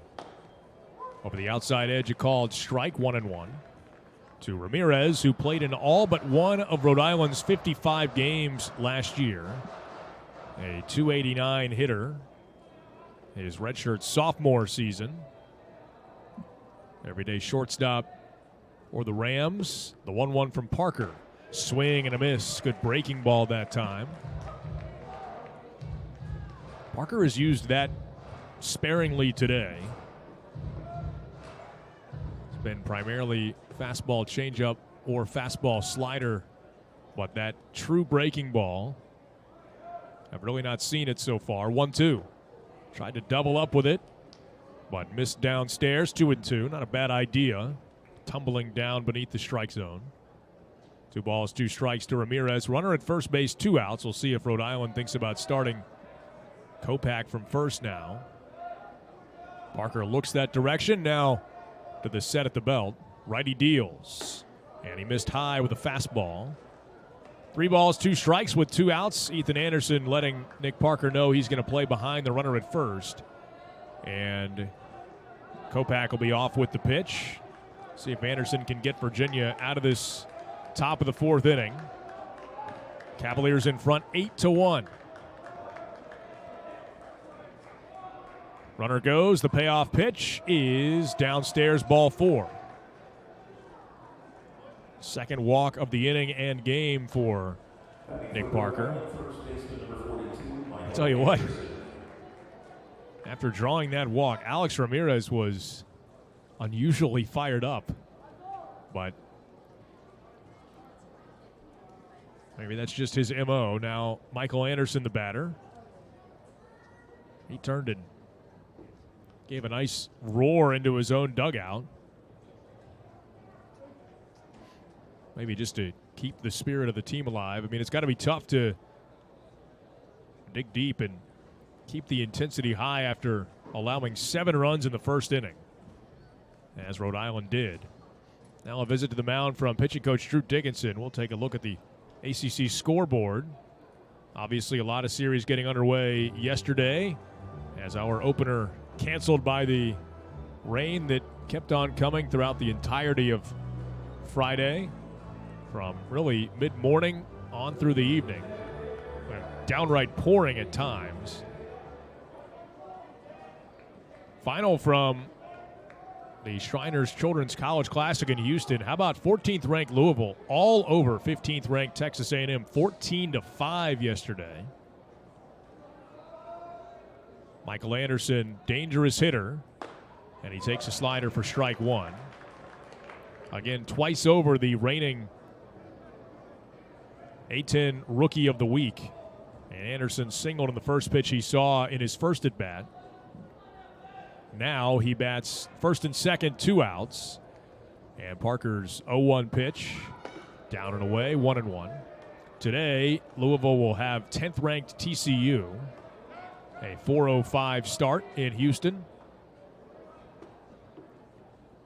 Always a fun one. The annual Miami and Florida series. This year's installment being played in Gainesville. The 1-1 pitch to Anderson. Slider, strike 2 called, 1-2. The 6th-ranked Gators got the better of the 22nd-ranked Canes last night, 10-4. Miami falling in Game 1. Game 2 set for a 2 o'clock start today in Gainesville. Runners at first and second, 2 outs. The 1-2 pitch now from Nick Parker. Righty deals, looped but foul. And we'll do it again, 1-2. Rivalry series also between Clemson and South Carolina. The Tigers upending the 23rd ranked Gamecocks 5-2 in Clemson last night. Game 2 from Doug Kingsmore Stadium just underway. They're in the first inning. Runners at first and second, 2 outs here. The 1-2 pitch from Parker. Swung on, grounded sharply towards third. Diving stop by Geloff. Back to his feet, throws to first. Low throw is dug out by Ethan Anderson. A star on that one at both ends of the diamond. First on the pick by Geloff at third, and then on the pick by Ethan Anderson at first. A gem all around from the Cavalier infield. And that'll do it for Rhode Island here in the top of the 4th. At the end of 3.5 innings of play, it's Virginia 8, Rhode Island 1.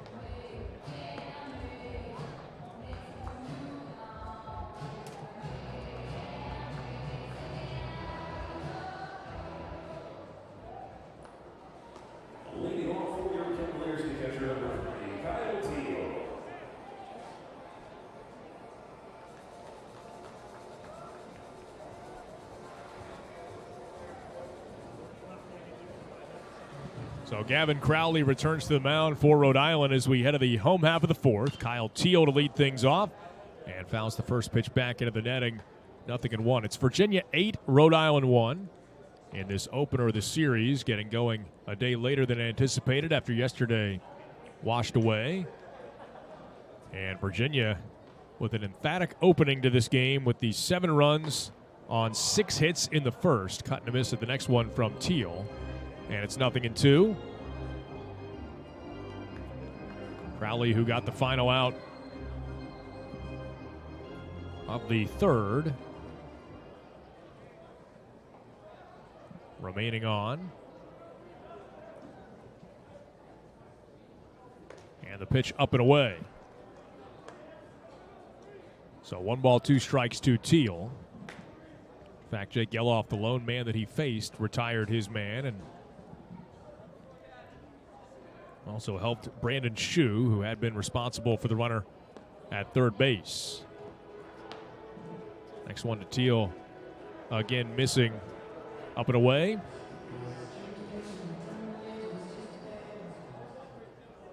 And a big deep breath from the redshirt freshman, Gavin Crowley. As Teal, a swing and a miss. And an elevated changeup. And there is one away here in the fourth. As Teal down swinging. Now Casey Salke for Virginia.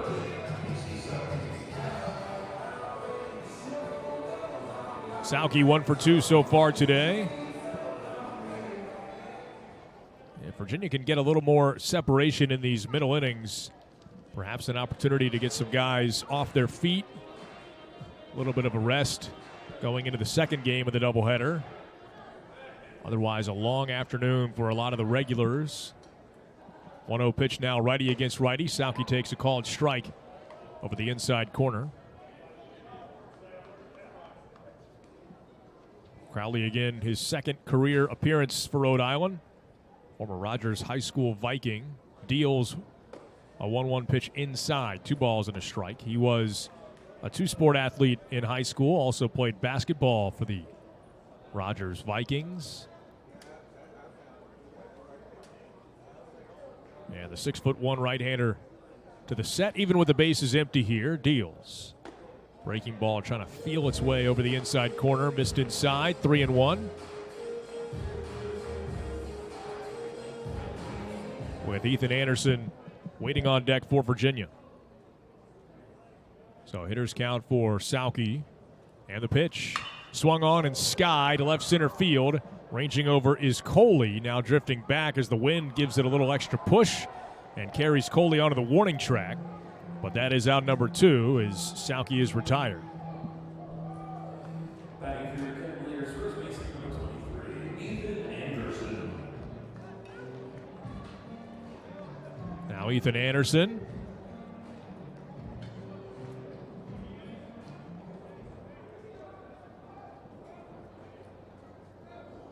Anderson has been on base a couple of times. He rolls the first pitch he sees out towards second. Kopak Fields flips on to first. And for the first time today, a Rhode Island pitcher has summoned a 1-2-3 inning. Comes courtesy of Gavin Crowley here. And we have played 4 complete here from Disharoon Park as we enter the 5th. It is Virginia 8, Rhode Island 1.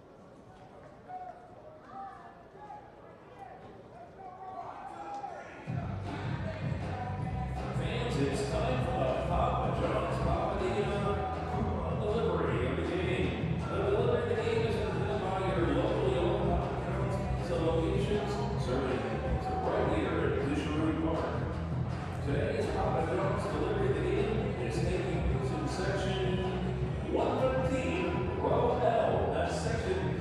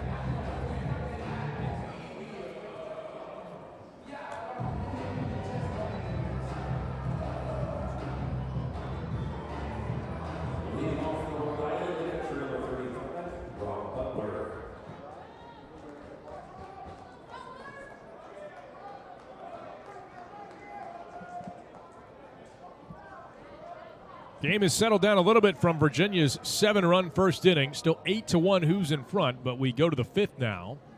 And Nick Parker back to the hill. His first pitch swung on and missed by Rob Butler, and the count 0-1.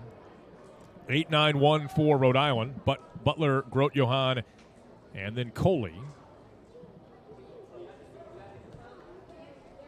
And Parker deals. Check swing. Did he go? No swing, says first base umpire Chris Ward. Game 1 of this Saturday doubleheader in a busy all-around day around the grounds at UVA. Now the 1-1. There's a fastball strike. Over the outside edge, 1-2. Butler bounced into an inning-ending 5-4-3 double play his first time up. Redshirt sophomore catcher. Swing and a miss. Parker makes quick work of Rob Butler for his 6th strikeout of the ball game. One away here in the top of inning number 5. 8 runs, 8 hits for Virginia, 1 run, 4 hits for Rhode Island, including a single from this man, Connor Grote Johann, who now digs in, making his first career start today. And he just threw the bat head out, ended up with a single in his first plate appearance. Breaking ball down and away. 1 ball, no strikes. Parker struck out 10 batters against Ohio opening weekend. Fastball misses away, 1-1.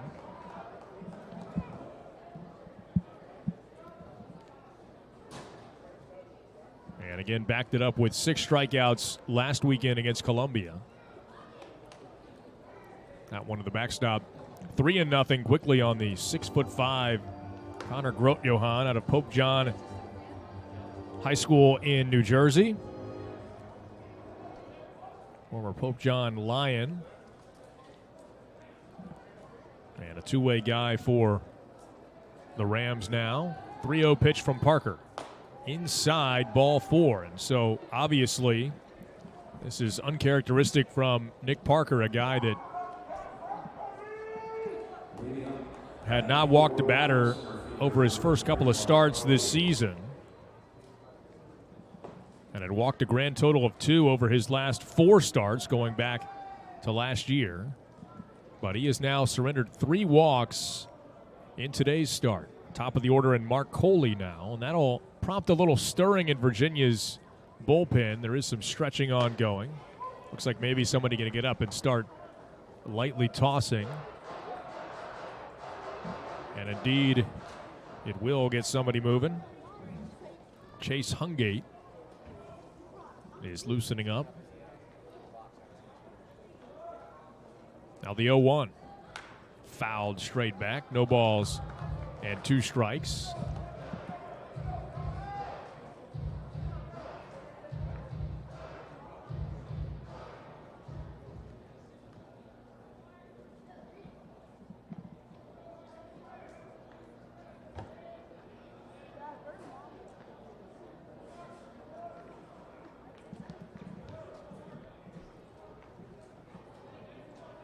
Runner at first base, Grote Johann.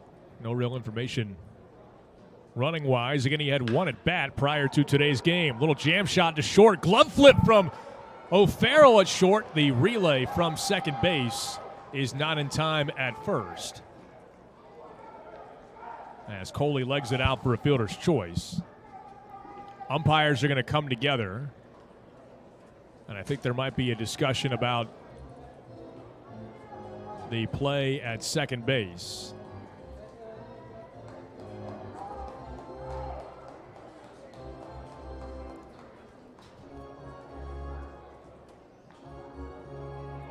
And Virginia is indeed going to challenge that the call at second base should have been interference to turn into a double play. Grote Johann erased at second for the moment. Coley legs it out as a fielder's choice at first, but they will again take a second look at the play at second.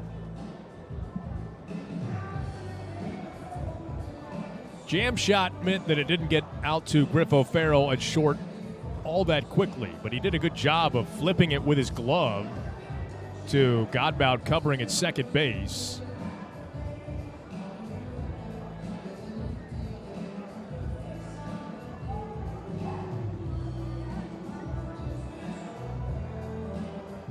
Or is the review only at the out at first? As that clearly looked to be safe, and replay, if that's the only thing they're looking at, will confirm it. I thought home plate umpire Linus Baker, as he was making his way off the field, pointed at second after Rafael Serrato, the Rhode Island head coach, asked him about the review. Linus Baker pointed out at second base, which again to me seemed to indicate that that's what they were reviewing, not the play at first on whether Anderson picked out the throw before or after Coley reached first base. Umpires come back, and he is safe at first, and the only point that Linus Baker makes. So I might have been reading too much into the point that he made out to second, and in fact it might have just been a straight review of the call at first, which again the replay seemed to easily confirm that Coley beat out the throw. So runner at first with 2 outs, and the batter is Eric Ginther.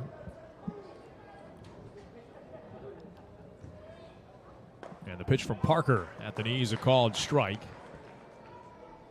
Nothing else that did allow Chase Hungate to throw some additional pitches in the Virginia bullpen.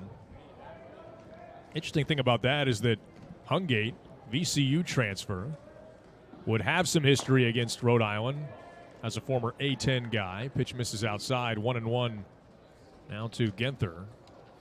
And at least if the activity in the bullpen is any indication, he would get an opportunity to face off against the Rams. 1-1 pitch. Instead, a check on the runner at first. Back in safely goes Coley.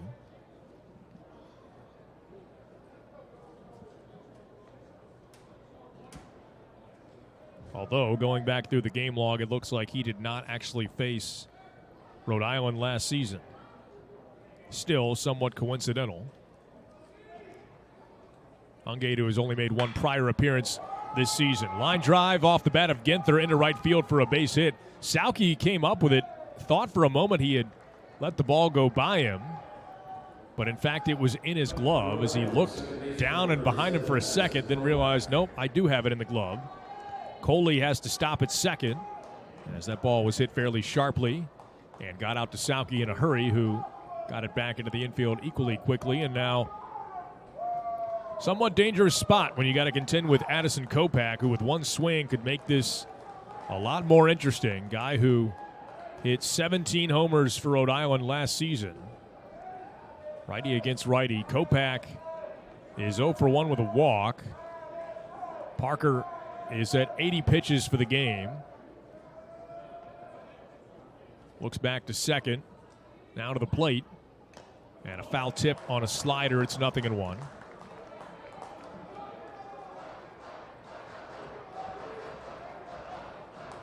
Addison Kopach from Cumberland, Rhode Island, rated as the number 3 draft eligible prospect in the Atlantic 10 by D1 Baseball. No balls, 1 strike. And Parker spins and looks the runner back to second base.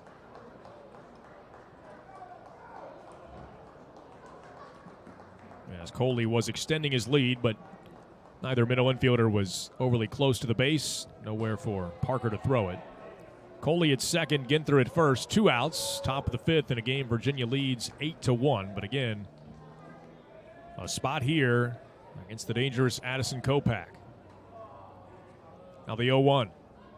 Down and away, slider missed, 1 ball and 1 strike. Second team preseason All-American selection is Kopach, according to Collegiate Baseball. So far hitting at .350 with a homer and 5 runs batted in. After his first team All A-10 selection last year. The 1-1. Swung on and pulled foul. And again, Parker going with that right-on-right changeup. And Kopak hit a screamer, 107 off the bat. But, again, a guy can hit it as hard as he wants as long as the only thing he can do with that changeup takes a good 9 or 10 miles an hour off the fastball. The only thing he can do with it, even hitting it at 107 off the bat, is pull it well fouled, and that's a successful pitch from Parker. Stares down Coley, now deals. 1-2, missed away. Snap throw down to first is not in time. Very close over there at first. Anderson sneaking in behind the trail runner. And Ginther able to get back in just ahead of that tag. Anderson seemed to indicate to his own dugout it was not worth a second look. Although it was close. Another strong throw from Kyle Teal behind the plate. They've done that a couple of times this season. 2 balls, 2 strikes. The pitch from Parker. Swung on and hit towards left center field. Pretty well tagged. Didowick going back. O'Donnell going back. That ball is gone. Addison Kopak up to his old tricks for Rhode Island. A 3-run homer, and indeed, URI has cut Virginia's lead in half. It is an 8-4 ball game as Kopak launches it into the clubhouse seating beyond the left center field wall.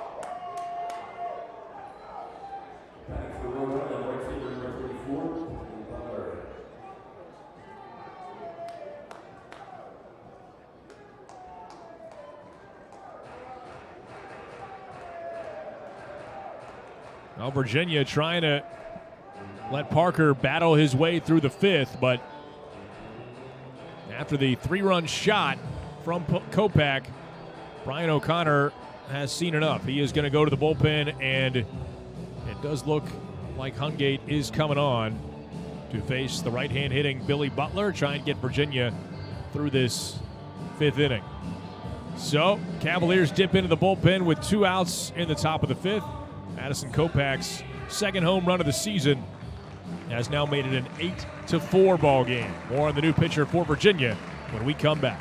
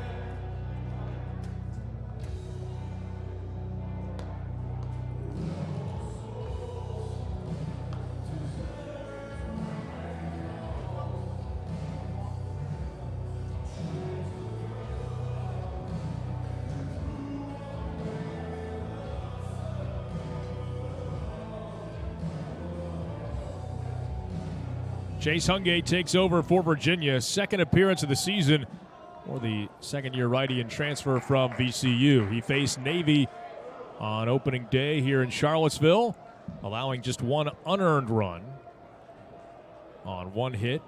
And with 2 outs and the bases empty in the top of the 5th, he will face Billy Butler for Rhode Island. Butler 1 for 2 against Nick Parker. And Hungate misses outside with a fastball. 1 ball, no strikes. Virginia 8, Rhode Island 4. A 3-run homer from Addison Kopak has cut the Who's lead in half.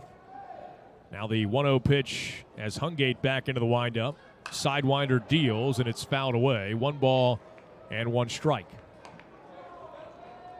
Butler launched a solo homer in the second. He struck out swinging in the fourth. But again, both of those at-bats coming against Nick Parker, whose day is done after 4 2/3 and 85 pitches. 4 runs, all earned on 6 hits. He walked 3, struck out 6. Swinging a tapper towards third base. Tough play for Geloff, charging. Off balance throw to first is in time for the out. Just in time to get Billy Butler, but not so fast,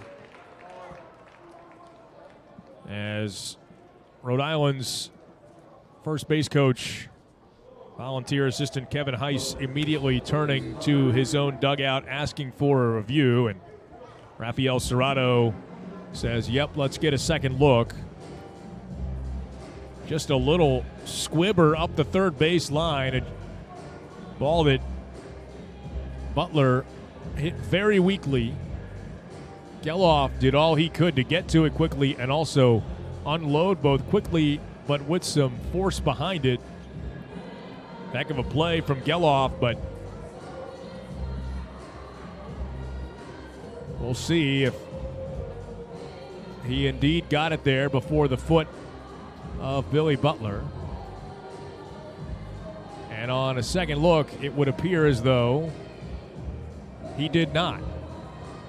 This ball, or the ball from Geloff's throw, not yet in the glove of Ethan Anderson, as Butler puts his foot down on first base. And so this should actually be a fairly quick review, and it looks as though the call should be overturned, and Butler will be safe, and he is indeed safe.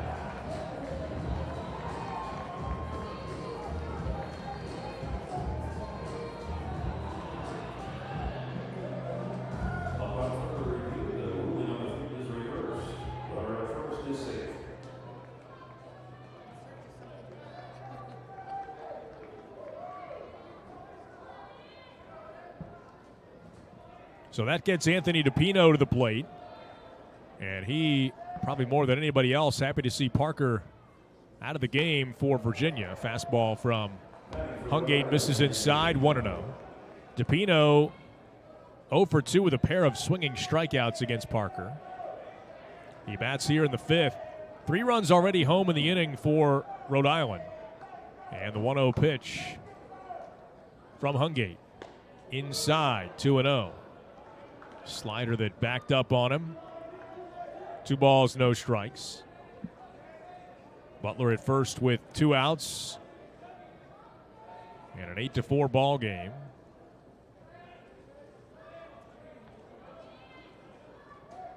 And Hungate ready. Righty deals. Over the outside edge or thereabouts for a called strike. And it's 2-1.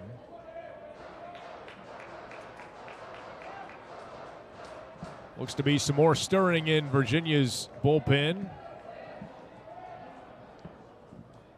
Left-hander Bradley Hodges beginning to get loose. The 2-1.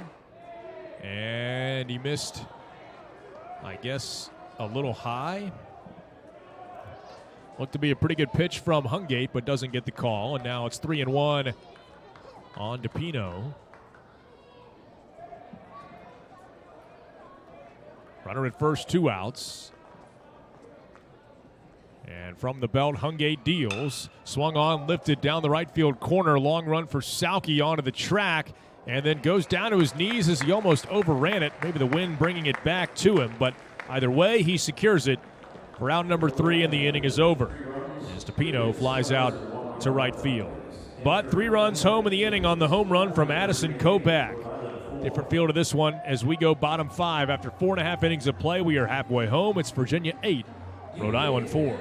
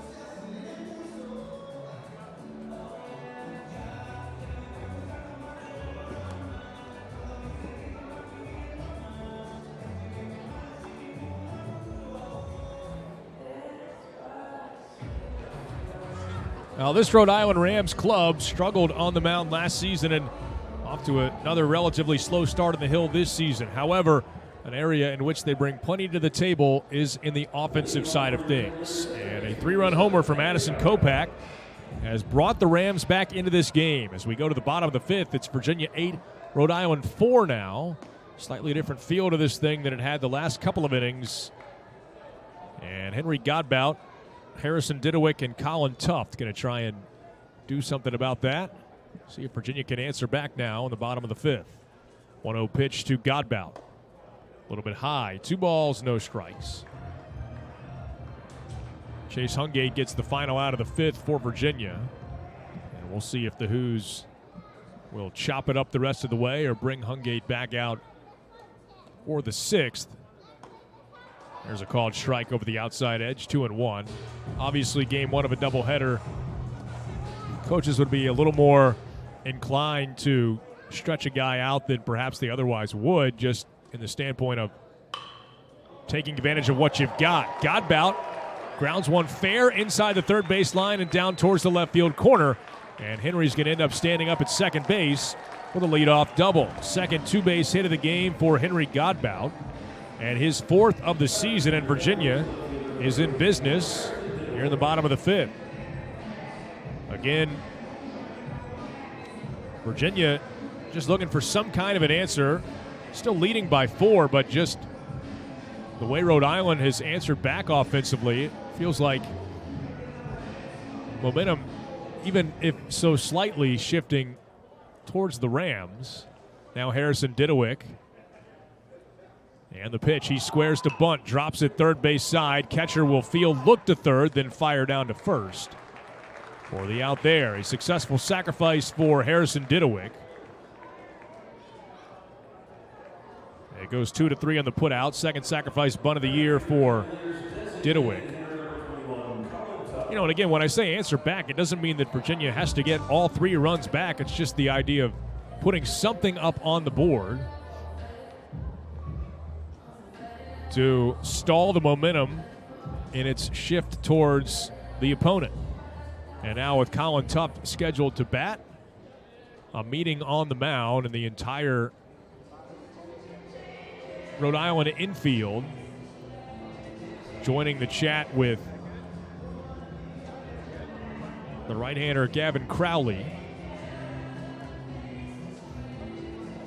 And Rafael Serrato is going to go out now and turn it into a pitching change.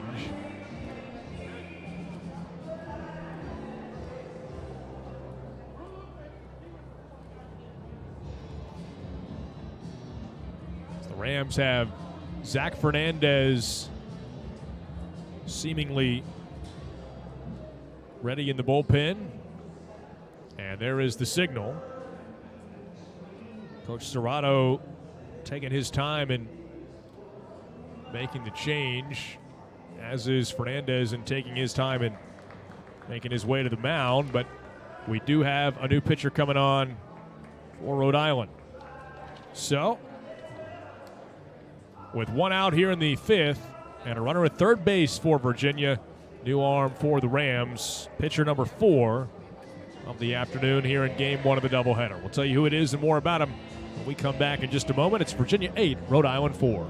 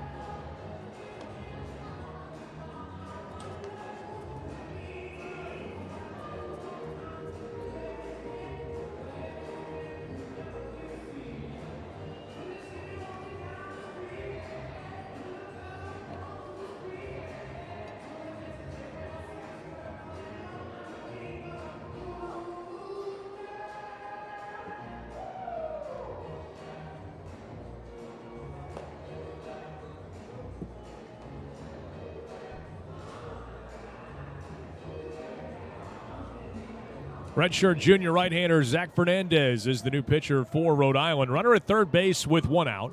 We're in the last of the fifth, a game that Virginia leads 8-4. And Rhode Island will bring the infield in all the way around with Colin Tuft coming to the plate for Virginia. Tuft, a 2 RBI single in the first and a strikeout victim in the third. Fernandez making his second appearance of the season, and he deals a pitch fouled back off the hands. It's 0-1. Looked to be a first pitch slider from Fernandez, redshirt junior out of Union, New Jersey, and Union High School. And the pitch, breaking ball lined but foul, doubling up with that slider. That one caught a lot more of the plate, but another foul ball, and it's 0-2 on Tuft.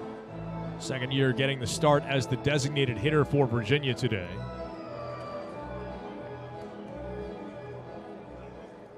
Runner at third base, one out. And the pitch. Outside, 1-2.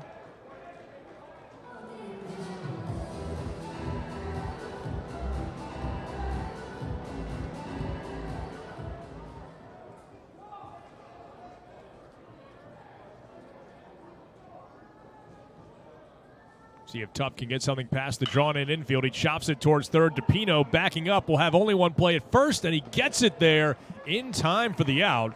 Tough play for the third baseman, DePino. Run does come in to score.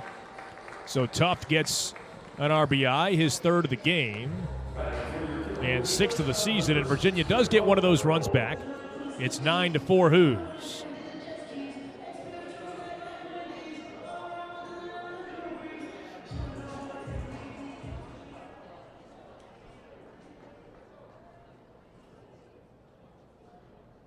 Now Fernandez deals to O'Farrell, who grounds the first pitch he sees to Ramirez at short, throws to first, inning over. Just like that. So Virginia does get that run back, but settles for the one in the fifth. At the end of 5 complete in Charlottesville, our score, Virginia 9, Rhode Island 4.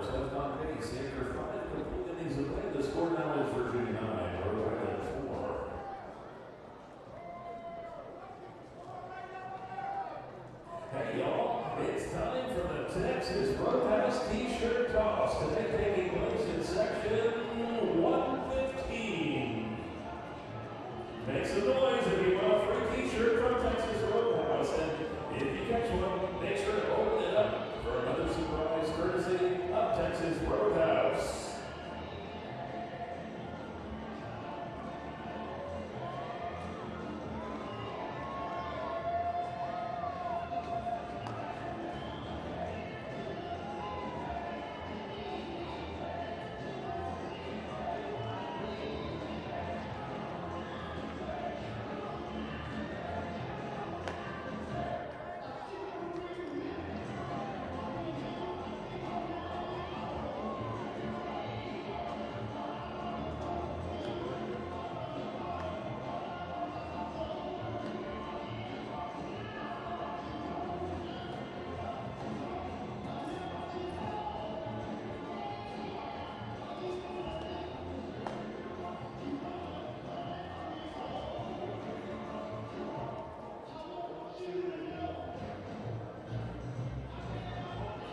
Texas Roadhouse is a proud supporter of UVA Athletics.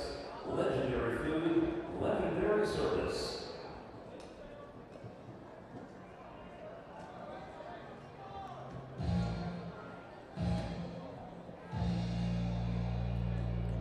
After getting the final out of the fifth inning, Chase Hungate remains on for Virginia as we go to the sixth. Cavaliers 9, Rams 4. Opener of the weekend series and game one of today's doubleheader. Alex Ramirez, Michael Anderson, and Rob Butler, the scheduled batters, 6, 7, and 8 in Rafael Serrano's lineup. As Ramirez fouls the first pitch back, and it's 0-1. A Rhode Island team out of the A-10, picked to finish 6th out of the 12 teams in the league, that according to the league's head coaches. This after a fourth-place finish for Rhode Island last year. Line drive towards short, gets past O'Farrell on one hop and into center field. So Ramirez is aboard. And the leadoff man on for URI. And now going to have to contend with Michael Anderson. Rhode Island last year finishing 4th, but going 0-2 in the A-10 tournament. Was held in Davidson, North Carolina last year. And first pitch from Hungate misses outside to Anderson, 1-0.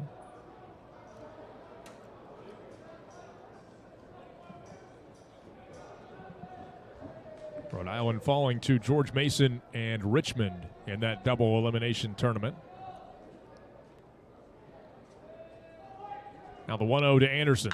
Swung on, scalded, but that is a foul ball down the left field line. 1-0-2 off the bat. I mean, he hit that right on the barrel, but a little bit early, and the count even up at a ball and a strike.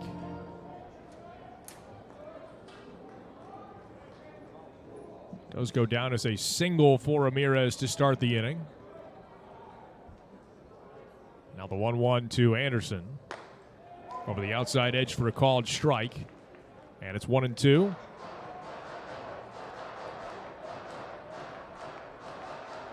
Rhode Island team that last reached the NCAA tournament in 2016. Just their second ever appearance. The other came in 2005. 1-2 pitch, swing and a miss. Hungate, a nice pitch bearing down and in the hands of Michael Anderson. And that is no easy feat. He is a tough man to get, especially right now. Arguably the hottest hitter in the Rhode Island lineup. And Hungate gets him swinging for out number 1. Now Rob Butler, the batter for Rhode Island. He's 0 for 2, has grounded into a double play and struck out swinging. And he bats runner at first base, 1 out. 9-4 Virginia, top of the 6th. And there's a fastball strike, 0-1. That 2016 trip to the NCAA regionals was actually the first season that Rafael Serrato was the full-time head coach at URI. He had spent the prior season in 2015 as the interim head coach. The 0-1, swing and a miss. Ball gets away from Teal. And back to the backstop. I don't think he realized that he had not stopped that initially. And Ramirez moves up to second. It took Teal a second to react, an extra second, I should say, to react and head back to the backstop again. I think he thought that that ball was going to be resting right beside his glove, but when he realized it wasn't, then the urgency kicked in and he hustled back to the backstop. The 0-2, way outside, 1-2.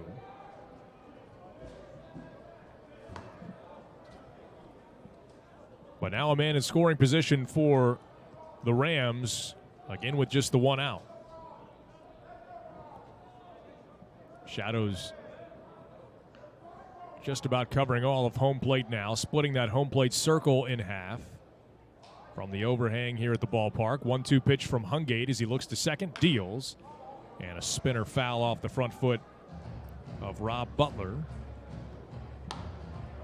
What a way to debut as head coach. In fact, in 2015, when Serrato was tapped as the interim head coach, he made it all the way to the A-10 championship game, but lost in that game, falling 1 win shy of reaching the NCAA tournament. But he did enough to prove that he deserved the job on a longer-term basis. So they hired him permanently. Pitch bounces into Teal, and it's 2-2. And he rewarded Rhode Island for that decision by taking them to the NCAA tournament that very year in 2016. They were sent to the Columbia, South Carolina regional, if that sounds familiar, and went 1-2.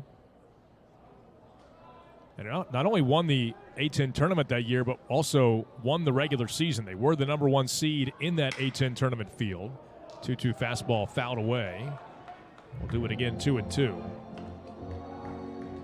So again, after finishing second and losing in the A-10 championship game in the league in 2015 as the interim head coach, everything moved forward the following season.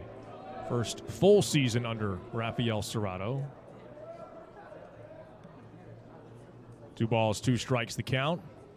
And the pitch to Butler. Grounded towards short. O'Farrell to backhand from deep in the hole. Throws right on the money to first. And Butler is retired 6-3. That's not an easy play, but O'Farrell made it look easy. And there are 2 down here in the 6th. That'll leave it for Connor Grote-Johann. Tall right-handed batter against the sidewinder Hungate. I got to imagine Rhode Island was rooting for Serrato to succeed, considering he is one of the all-time greats in Rhode Island baseball history. Played in the early 90s at URI. Pitch outside, 1-0. Not only an all A-10 selection, but also team captain during his playing days with the Rams.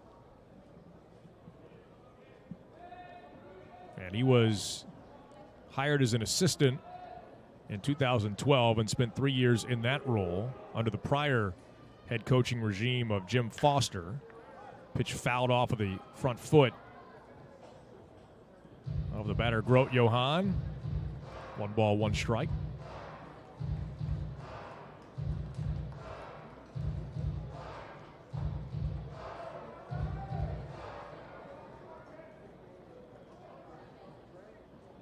Sort of interesting that Serrato got the interim head coaching opportunity when his prior boss, Jim Foster, left URI to take the associate head coach position at Boston College going into the 2015 season. 1-1 pitch, swing and a miss. Good slider from Hungate. Had Grote-Johann out in front. It's 1-2. But it was a wise decision, I guess you could say, for Foster, who parlayed that top assistant job at BC into the head coaching job at Army, which he held from 2017 to 22, and now he's the head coach at Northwestern. 1-2 pitch, swung on, fouled back. Good job by Grote-Johann to spoil that slider that was a pretty good pitch from the right-hander Hungate. Battle of 39s here between Hungate for Virginia and Grote-Johann for Rhode Island. Runner at second base is Ramirez, singled and advanced to second on the pass ball. He's there with 2 outs. Virginia 9, Rhode Island 4 in the 6th. And the pitch from Chase Hungate. Righty a long hold, now deals. Swung on and tapped foul again by the freshman Grote-Johann. But interesting to think about Jim Foster leaving URI, leaving the head coaching job at URI to take top assistant job in the ACC, just to give you an idea of how desirable position in the ACC can be. And that was a URI team on the rise at the time. The 1-2 pitch from Hungate. Inside, and it hit him. He is plunked by that slider that backed up on Hungate quite a bit. And that turns into an extended at-bat as Hungate, 7th pitch to Grote-Johann, ultimately plunks him. And now the top of the order in Mark Coley. Virginia hoping to get Hungate through this 6th inning without having to tap deeper into the bullpen already, knowing obviously that they will in this game, but would love to do it next inning in a 5-run ball game. Drew Dickinson out of the mound to talk with Chase Hungate here, and you know, this is shaping up to be the last man he would face, because if you don't get Coley, first of all, there's a strong chance that Rhode Island at that point has crept a little bit closer. But you've also got a left-hander coming up in Eric Ginther, and to that point, Virginia right now has Angelo Tonis, left-hander, and for all intents and purposes, matchup left-hander warming in the pen, so Ginther would be his man. So again, Coley seems to be the last man either way for Chase Hungate here. Runners at first and second, 2 outs. And the pitch. Swung on, lifted, fouled on the right field line and out of play. No balls and 1 strike to Mark Coley. He has struck out twice and has reached on a fielder's choice.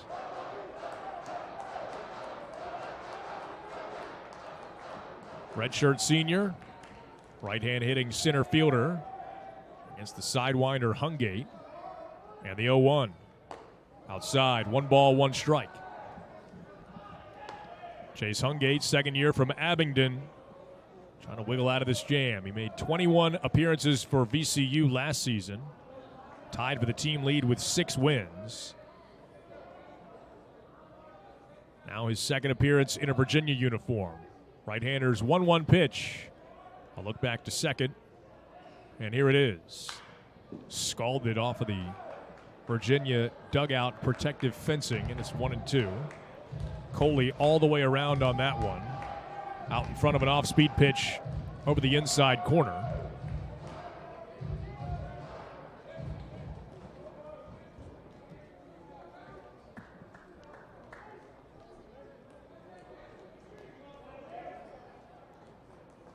Hungate ahead, 1-2. As the right-hander set at the belt. Here it is. Down and away. Breaking ball missed. And Coley able to lay off.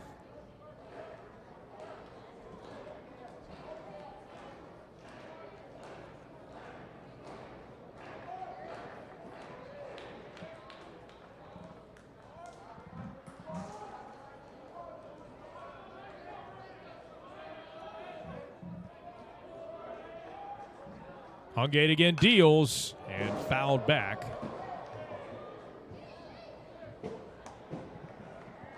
So Coley battling up against Chase Hungate.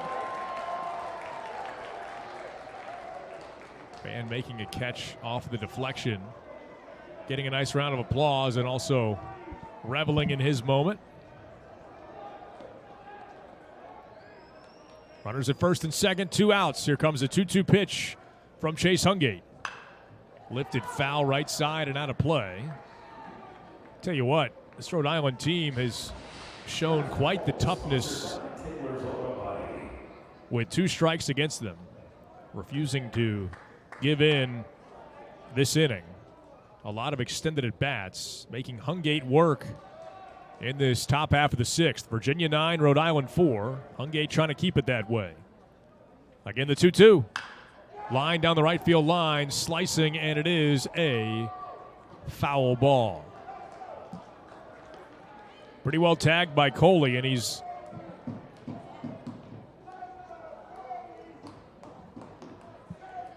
ever so slowly drifting closer to fair territory, and now he might not be able to make it through this at bat. I don't know what happened, but he was limping around the home plate circle, and he asked for time to the umpire and then signaled to his own dugout that he needed some assistance. He might have just cramped up. I don't know, but the trainer, Kyle Holland, is out to stretch him out, stretch out his left leg. Head coach Rafael Serrato obviously hustled out, concerned that his center fielder just seemingly out of nowhere started limping.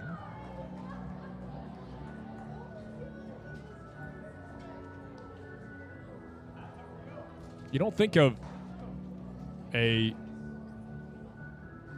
rather mild day of, we're sitting right at 60 degrees. You don't think of that as a day where you would cramp up, but seems to be stretching out his left knee, and I think Coach Serrato, doing his due diligence, is asking somebody from the dugout to start taking some practice swings in the event that Coley cannot continue in this game. Because, the other question is, obviously you want Coley to be okay. And actually, I'll tell you what Rafael Serrato was asking for. It was for someone to bring some water to Mark Coley, who is now drinking said water and making his way back to his feet. And it looks like telling Kyle Holland that he is okay to continue. Well, described it as a lengthy battle between Hungate and Coley. Meant so in terms of pitch count, but now in terms of that interruption as well, and we'll see if Hungate can continue to bear down. 2 men on with 2 men out. The pitch is over the inside corner for strike 3 called. Front door breaking ball from Chase Hungate to get his man and retire the side in the 6th. So now through 5.5 innings of play. Our score remains Virginia 9, Rhode Island 4.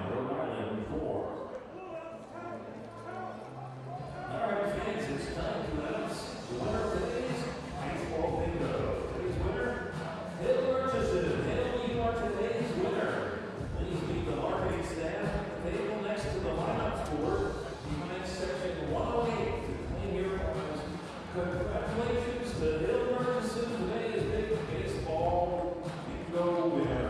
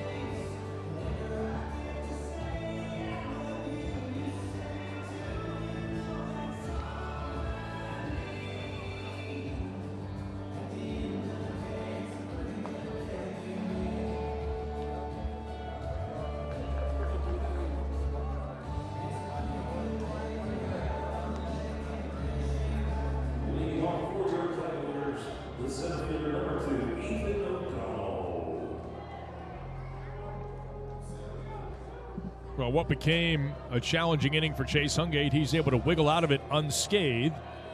And for Virginia, now looking to tack on to this 9-4 lead as we go to the bottom of the 6th. Ethan O'Donnell attacking the first pitch he sees, lines it to straightaway center field, but also right at Mark Coley, the Rhode Island center fielder.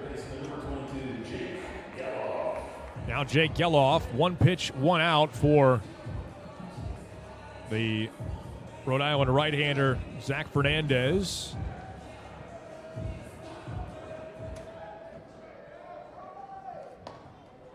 And the pitch called strike. It's 0-1. Geloff 1 for 3 in the ball game. He bats righty against righty. Fernandez from the stretch, even with the bases empty, and misses down. 1-1 the count.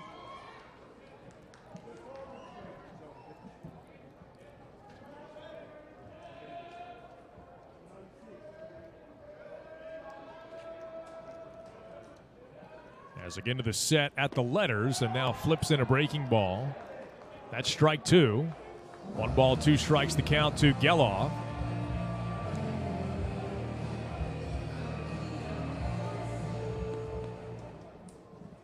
Fernandez, the right-hander from Union, New Jersey, deals, and again fouled away by Jake. We'll do it again, 1 ball, 2 strikes. So Rhode Island team refusing to go away. They now have 8 hits to Virginia's 9.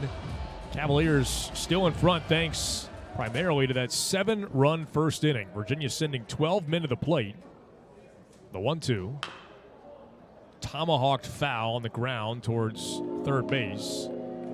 DePino picks it up, flips it to Kevin McMullen, who then cycles it into Virginia's dugout. 1-2 to Geloff. Shadows creeping out in front of the plate now as a fastball over the inside corner for strike 3 called. First strikeout for Zach Fernandez. And just the third for Rhode Island pitching today.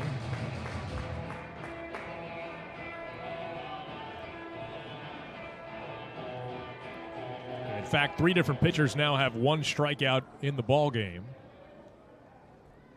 Kyle Teal batting, 2 outs, bases empty, and a breaking ball inside, 1-0.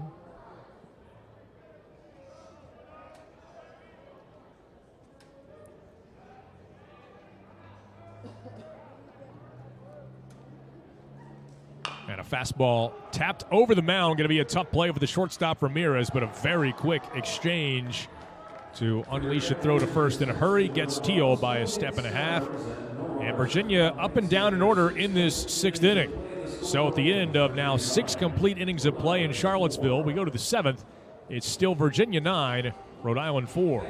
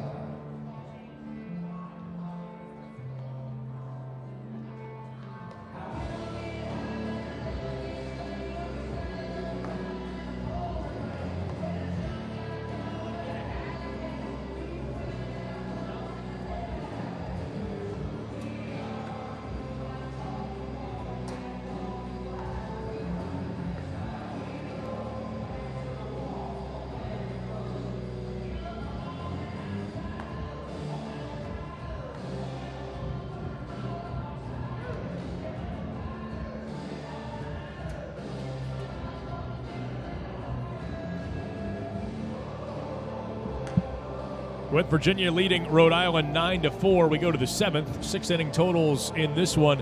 For URI, it's been 4 runs on 8 hits, 2 errors. The Rams have left 6 runners on base. Half of those have been left in scoring position. For Virginia, it's been 9 runs on 9 hits, no errors. Cavaliers have left 3 runners on base, of which 2 of those have been left in scoring position. A lot of offense early for Virginia, not a lot since. Rhode Island, meanwhile, has crept back into this thing, and they've got 2-3-4 coming to the plate against the new Virginia pitcher, first-year Bradley Hodges. Southpaw takes over and misses down and away to Eric Ginther. And the count 1-0. Ginther 1 for 3 in the ball game. Lefty against lefty. And Hodges kicks, deals. And he missed down and away with the fastball, 2-0. Third appearance for Hodges this season. 2 innings of shutout baseball against Ohio back on February 18th. And an inning and a third of scoreless relief against Columbia last weekend. There's a fastball strike. 2-1.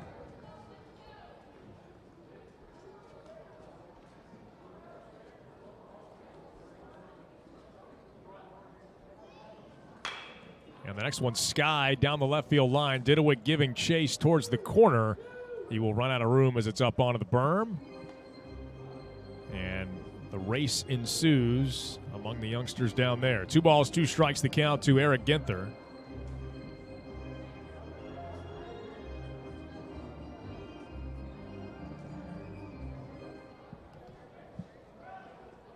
Ginther, who had been running it out, has the on-deck hitter Addison Kopak retrieve his bat and have it ready and waiting for him. Now the 2-2 pitch. That one bounced in, and the count is full at 3-2. Ginther, a sophomore who hit .304 last season as a true freshman, with 5 homers and 42 runs batted in. Out of the Haverford School, just outside of Philadelphia. 3-2 pitch. And again, fouls it back. revved up to 92 on the radar gun that time from Bradley Hodges, but Ginther able to foul it back. Ginther was on the Atlantic 10's all-rookie team last year. Again, hit .304, 5 homers, 42 RBIs. And the next one, golfed foul off into the seats just beyond Virginia's dugout. Count remains full, 3-2. Yet another extended battle with 2 strikes on a hitter. We have seen a number of these from both offenses. Now Hodges again the payoff. And strike 3 called. Hits the outside edge with a fastball. And Ginther is caught looking. And really consecutive batters, Rhode Island batters that is, that home plate umpire Linus Baker seems to have extended the limits side to side of the strike zone as Coley caught looking to end the 6th, just as Ginther caught looking to open the 7th. And a fastball from Hodges misses down 1-0. Well, here's the dangerous Addison Kopach again. Launched his 2nd home run of the season in the 5th. A 3-run shot that knocked starter Nick Parker out of the game for Virginia. As a breaking ball bounces in. Quickly, 2 balls, no strikes, a hitter's count for Kopach, who otherwise has flied to center field and walked in this game. He is 1 for 2. Pitch from Hodges. Hit towards center field. O'Donnell racing in. Slows and makes a one-handed catch. And that's out number 2. So 2 up, 2 down to start the 7th. And now Billy Butler will be the batter.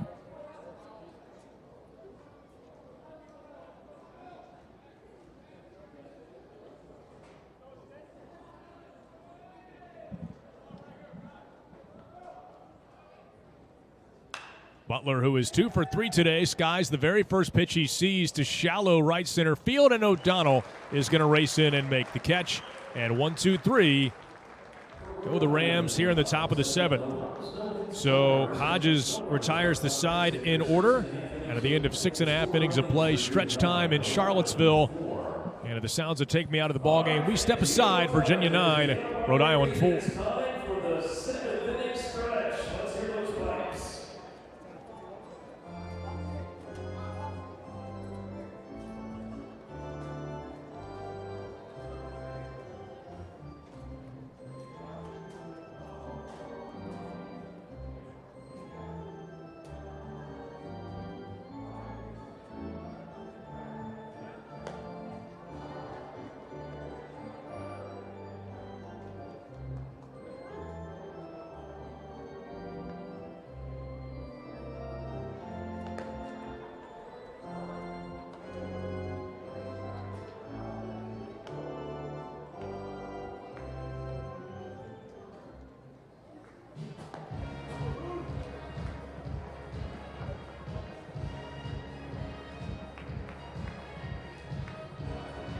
The 7-inning stretch was provided by the Joint Chiropractic.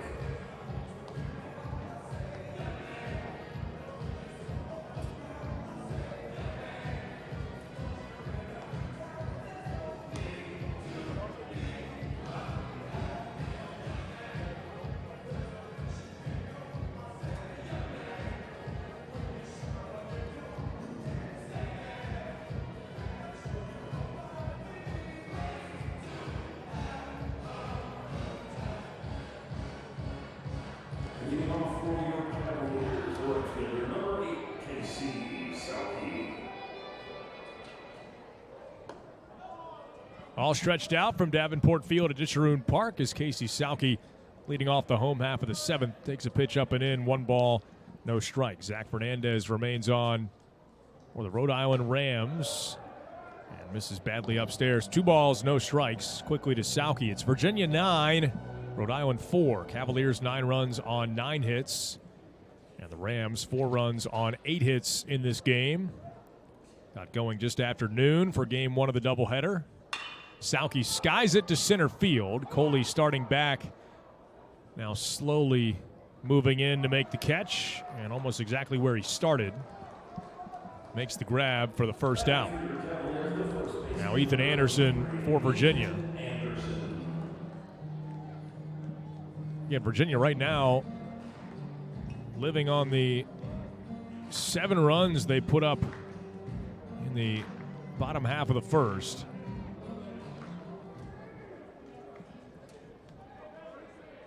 It was 7 runs, 6 hits as Anderson skies one towards right center field, towards the scoreboard. That ball is off the upper reaches of the scoreboard and long gone. Ethan Anderson, a no-doubter for Virginia as the Hoos cross into double digits.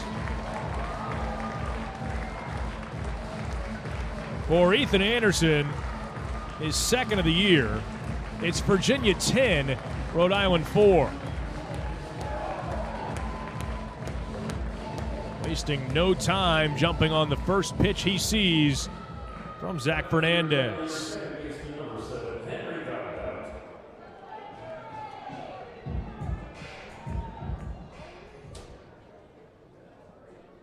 Now Henry Godbout takes a breaking ball high, 1-0.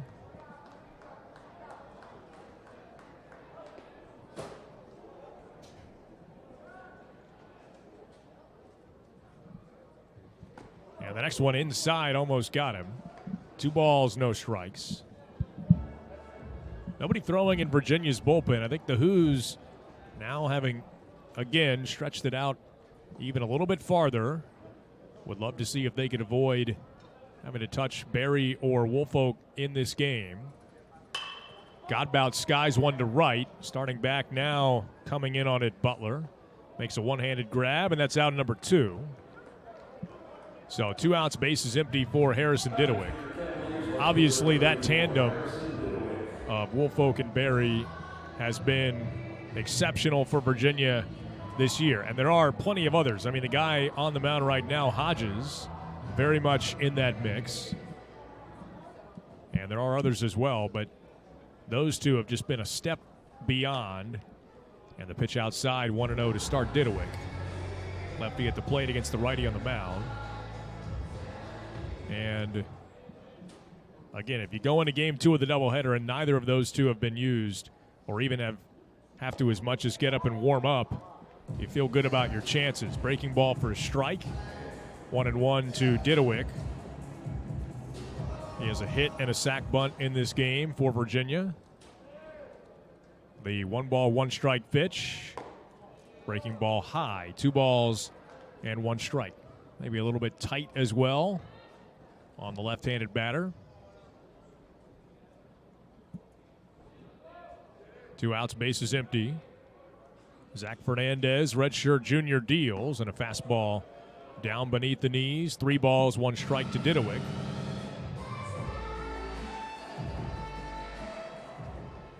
Former Union High School farmer, Zach Fernandez, 6-foot-tall right-handed pitcher. And from the letters, deals. Didowick hits it sharply but foul.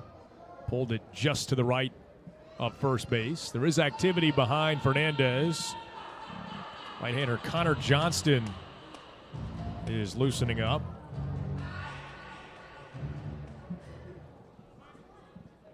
Fernandez, pitcher number 4 for Rhode Island, and the guy who has eaten up the most outs for the Rams. Misses for ball 4 here with a breaking ball well high. And Colin Tuft will be the batter, and Tuft was the first man Fernandez faced, and actually he's going to get called back for a pinch hitter now. Anthony Stefan is going to get an opportunity.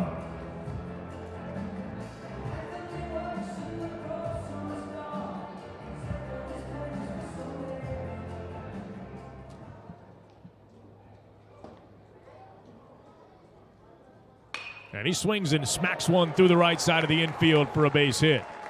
Not waiting around. Stefan has Virginia's 10th hit of the game. Over to third base goes Didowick. And the Cavaliers have runners at the corners now with 2 outs. In the top of the order, and Griff O'Farrell.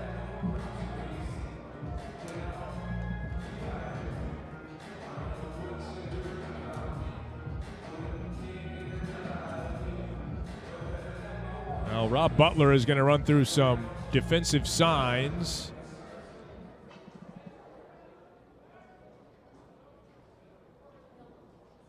And now the first pitch, a breaking ball to O'Farrell, swung on and missed. And it's 0-1. Cavaliers have Didowick at third, Stefan at first base. 2 outs in the last of the 7th. That has already seen Virginia tack on its 10th run of the game on the Ethan Anderson solo homer. O'Farrell grounds one to DePino at third. He'll go the short route to second.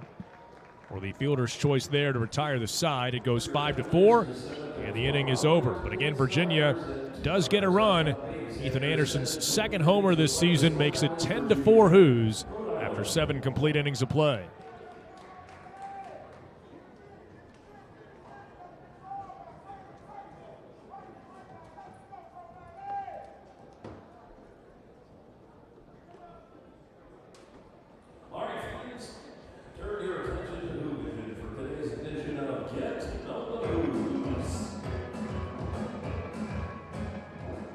Outside of baseball, I like to travel. My parents introduced me to that at a young age, so I love to get out of the country or go somewhere cool.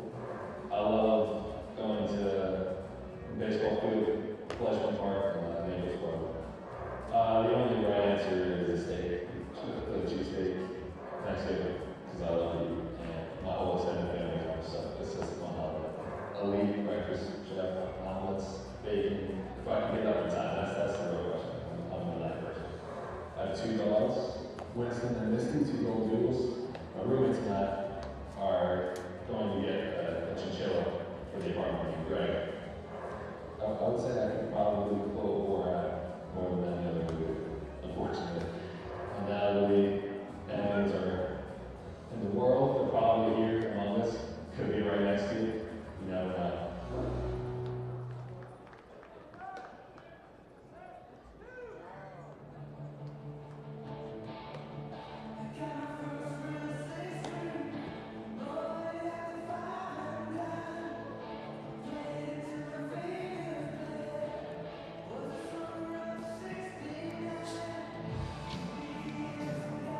Into the late stages of Game 1 today, and Virginia in control 10-4 over the visiting Rhode Island Rams. First trip for Rhode Island to Charlottesville since 2010. Virginia swept that series from the Rams. Anthony DePino to lead it off for Rhode Island against left-hander Bradley Hodges, who remains on. 5, 6, 7 in the Rhode Island order. DePino, Ramirez, and Michael Anderson scheduled to bat. The 1-0 pitch. Fastball a little bit low. 2 balls, no strikes. DePino 0 for 3, a pair of strikeouts, and has also flied to right field.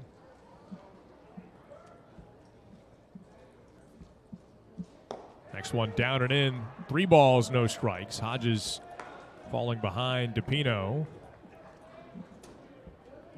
Hodges needed just 12 pitches to set down the side in order in the 7th.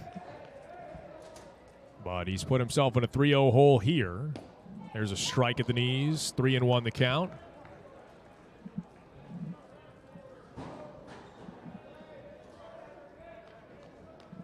First year Bradley Hodges ready to work again. Kicks, deals. Scalded but foul. Between third base and Rhode Island third base coach, associate head coach Sean O'Brien. 9th season on 9th year head coach Rafael Serrato's staff.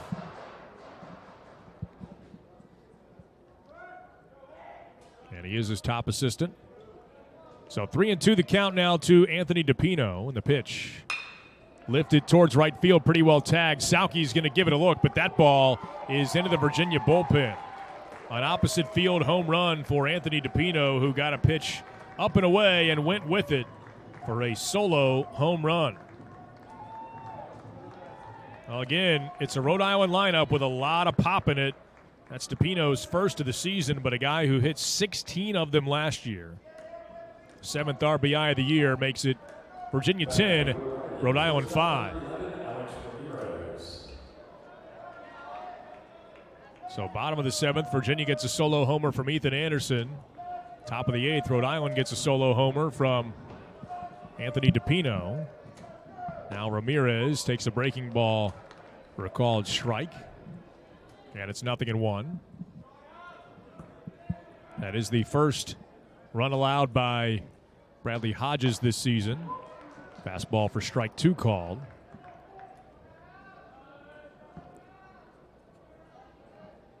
And again, it was just DePino going with what he got. A pitch up and away. Check swing. Yes, he did on the next one. A breaking ball down and away from Ramirez. He could not hold up, says Dave Martinez. And a second strikeout today for Bradley Hodges. Comes for out number 1 here in the 8th.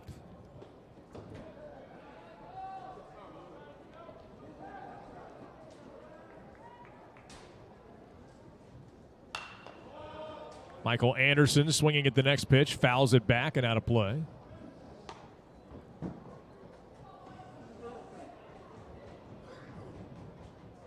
No balls, 1 strike. Anderson 1 for 3 today. Check swing at the next one. No swing, says first base ump Chris Ward, who will be behind the plate for game 2 of the doubleheader this afternoon.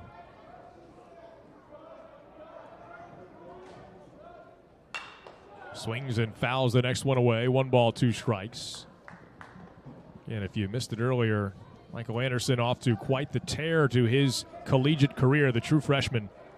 Twice over the Atlantic 10's Rookie of the Week through each of the first 2 weeks of the season.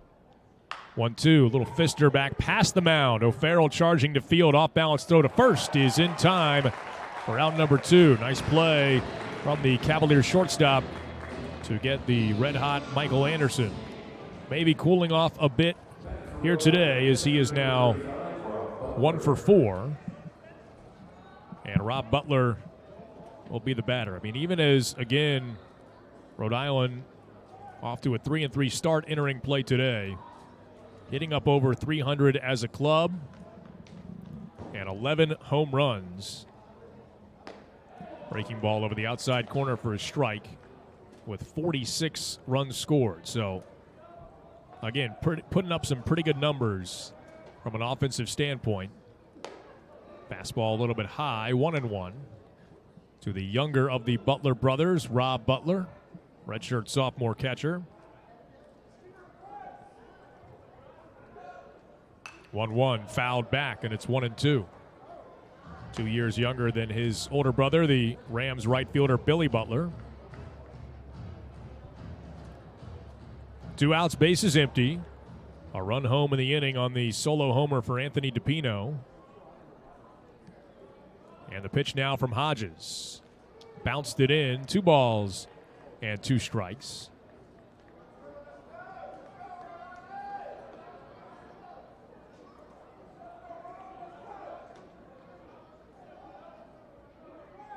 Hodges checks the wristband, now into the windup and the pitch. That one bounced in, 2 balls, 2 strikes.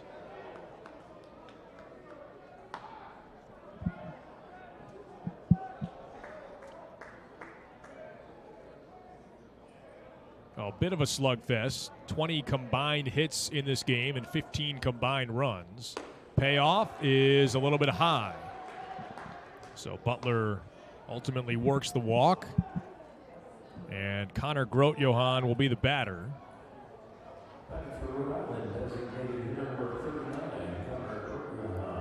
And you almost wonder if he has done enough to earn a start in the second game as well. 3 plate appearances. He's reached base all 3 times. A hit, a walk, and he's been hit by a pitch. First pitch fastball from Hodges, I guess a little low, didn't miss by much. And it's 1 ball, no strikes to the freshman designated hitter, batting out of the 9 spot in the order. Pitch from Hodges, swing and a miss. Fastball in tight, tied him up. And it's 1-1 to Grote-Johann.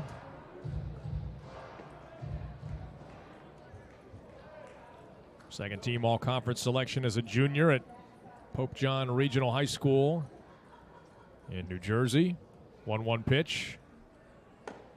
That's high. 2 balls and 1 strike. Rated as the 44th best right-handed pitcher in New Jersey. I know that's not overly impressive, but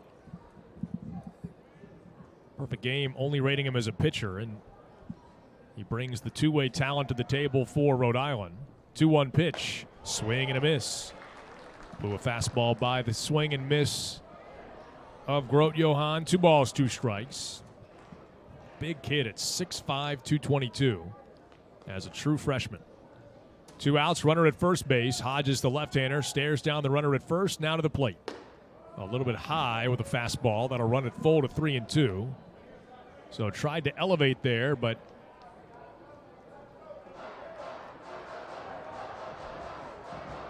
missed up and out of the zone, and Grote Johann would not help him out. Runner will be off with the pitch from first. Here it is from Hodges. Swing and a miss. He struck him out with a 93-mile-an-hour fastball. 3rd strikeout of the game for Bradley Hodges. And we are through 7.5 innings of play now from Disharoon Park. We go to the bottom of the 8th. It's Virginia 10, Rhode Island 5.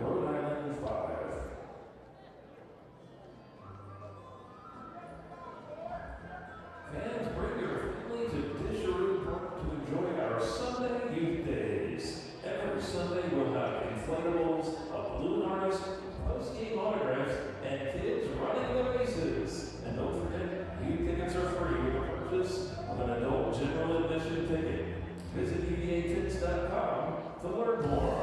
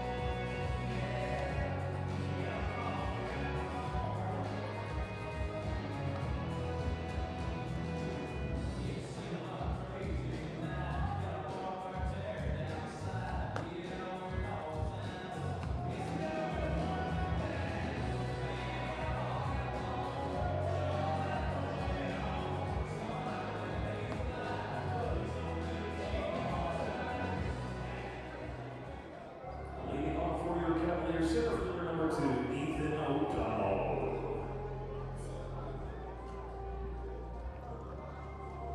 2-3-4 in the Virginia lineup to face the new Rhode Island pitcher. Right-hander Connor Johnston becomes pitcher number 5 of the afternoon for URI here in game 1 of our doubleheader. First pitch to O'Donnell misses. 1 ball, no strikes. It's O'Donnell, Geloff, and Teal to try and add some insurance to this 10-5 Virginia lead. O'Donnell takes the next one up and out. 2 balls, no strikes. Johnston, 6'3", 204-pound freshman righty from Trumbull, Connecticut. 2-0 pitch at the knees for a called strike.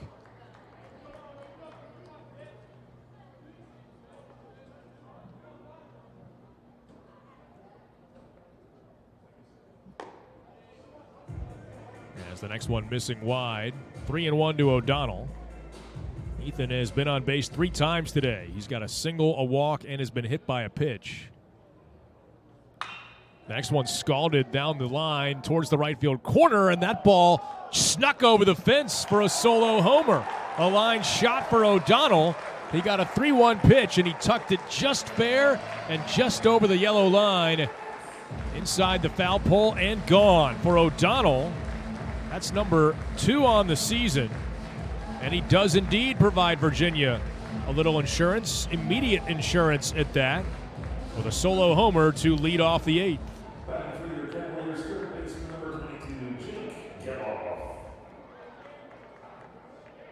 RBI number 6 for O'Donnell.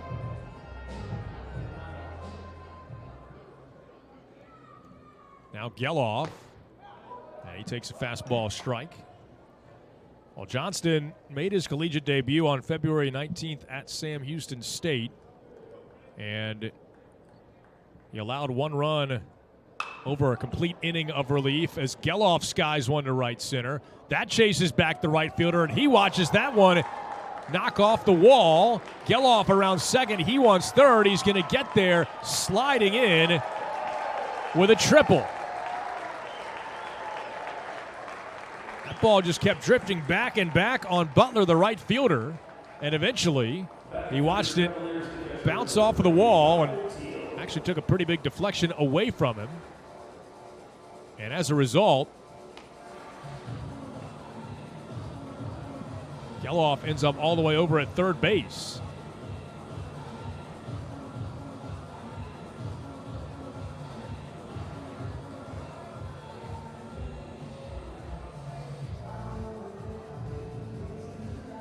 So now Kyle Teal, the first triple of the season for Jake Geloff.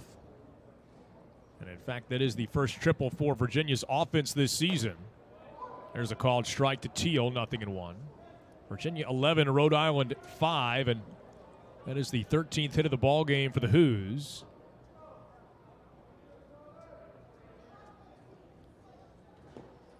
Pitch to Teal, bounces away from the catcher Butler, but not far enough for an advance from Geloff at third base. Cavaliers with 5 extra base hits in the game, 2 homers, 2 doubles, and a triple. Teal 2 for 4 on the day.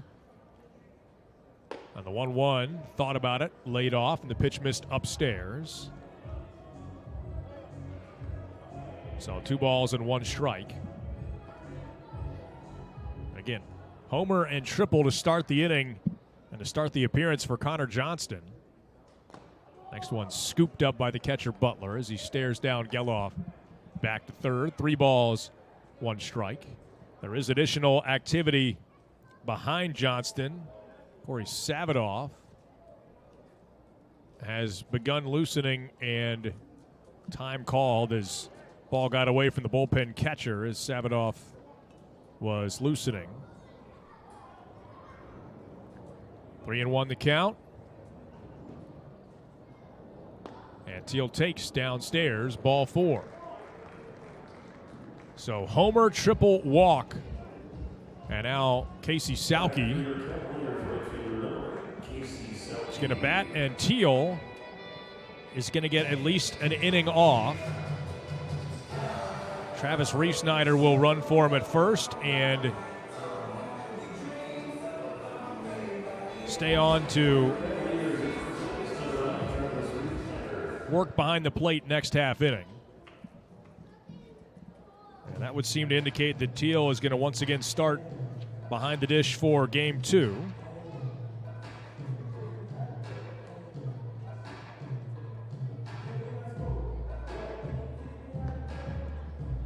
And a visit from Rhode Island's pitching coach out to talk with Johnston, Dave Fisher. Former right-hander at UConn himself, Dave Fisher. Trying to get his freshman into the swing of things as, again, the first 3 guys he's faced have all reached.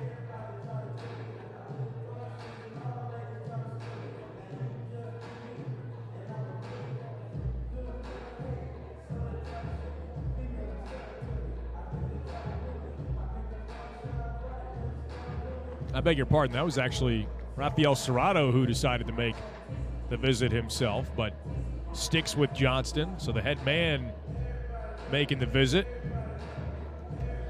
Here in the last of the 8th, it's Virginia 11, Rhode Island 5.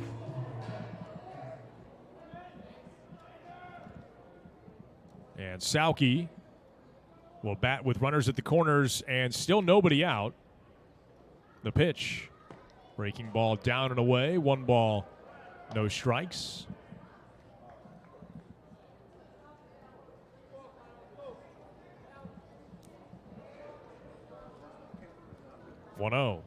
Sauke grounds it towards short. This might be 2. To second, there's 1. Relay to first in plenty of time. as it will go 6-4-3 on the double play. I think both sides are happy with that exchange. Virginia gets another run home from third as Geloff comes in to score, Virginia's 12th run of the day. But Rhode Island gets 2 outs on the board behind their right-hander Connor Johnston, and that might be exactly what the freshman needed to settle down. So Virginia 12, Rhode Island 5, and Ethan Anderson takes a called strike, and it's 0-1.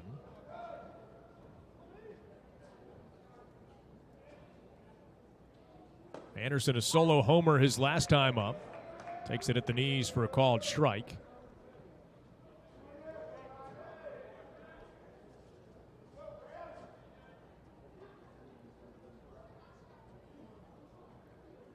Righty's next pitch is golfed foul. Look out. He snuck it over the railing and into the first or second row of seats just past the Rhode Island dugout along the first base line.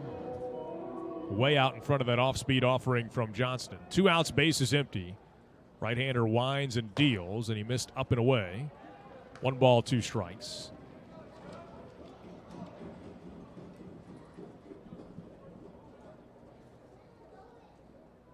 Now the righty winds and fires, and a breaking ball up and away.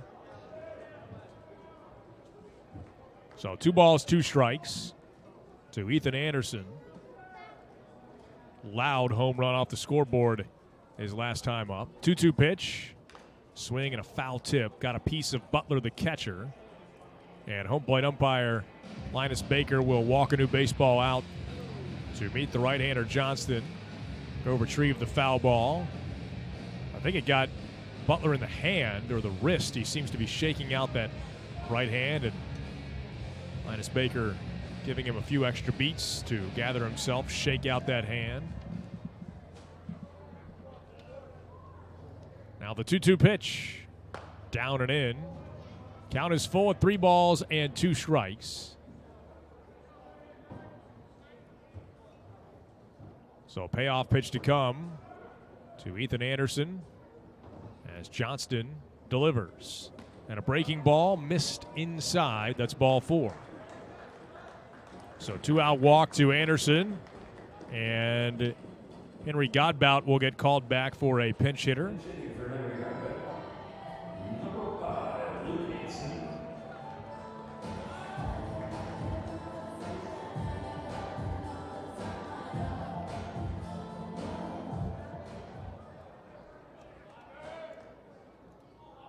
And Luke Hansen takes a fastball outside, 1-0. Hansen on the season, 3 hits in 5 at-bats. Limited opportunities, but has made the most of them. He's got a double and an RBI. 1-0 pitch. At the knees for a called strike. 1-1 the count.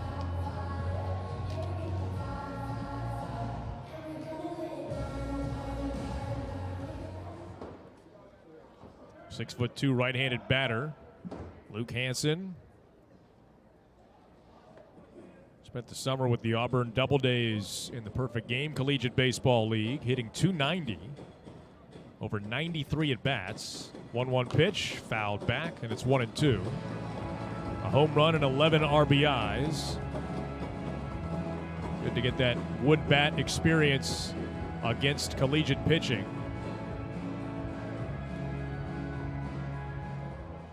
Virginia in recent years taking advantage of the Perfect Game and Futures Leagues and allowing those incoming freshmen to play.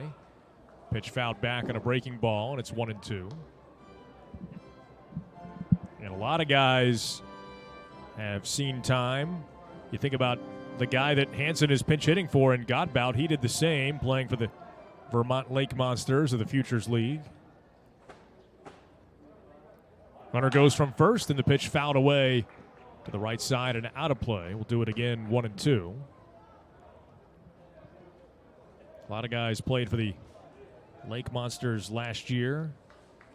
Justin Rubin did so. Ethan Anderson did so. And now, again, possibly catching Anderson leaning. Throw over to first base. I think it was actually just basically retaking his lead.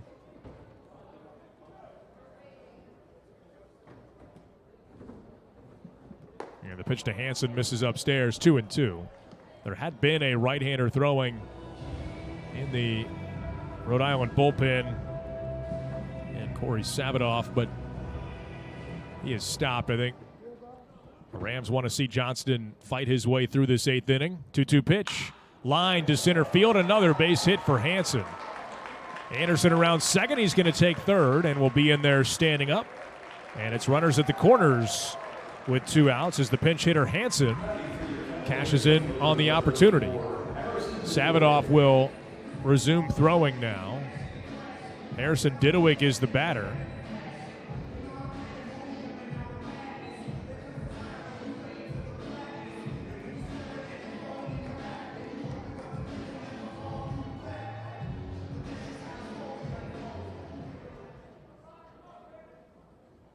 And the pitch to Didowick misses up and away. 1 ball, no strikes. Well, for Johnston, the true freshman, this next pitch is going to be number 30 in the inning. This 8th inning has seen Virginia tack on a couple of insurance runs. They now lead by 7. And a big cut and a miss from Didowick. It's 1-1. Nobody has been throwing in the Virginia bullpen, if you're wondering, this half inning. Bradley Hodges is at 37 pitches through a couple of innings of relief. The 1-1, breaking ball strike, and it's 1-2. So he might get an opportunity to record a save of the 3-inning variety.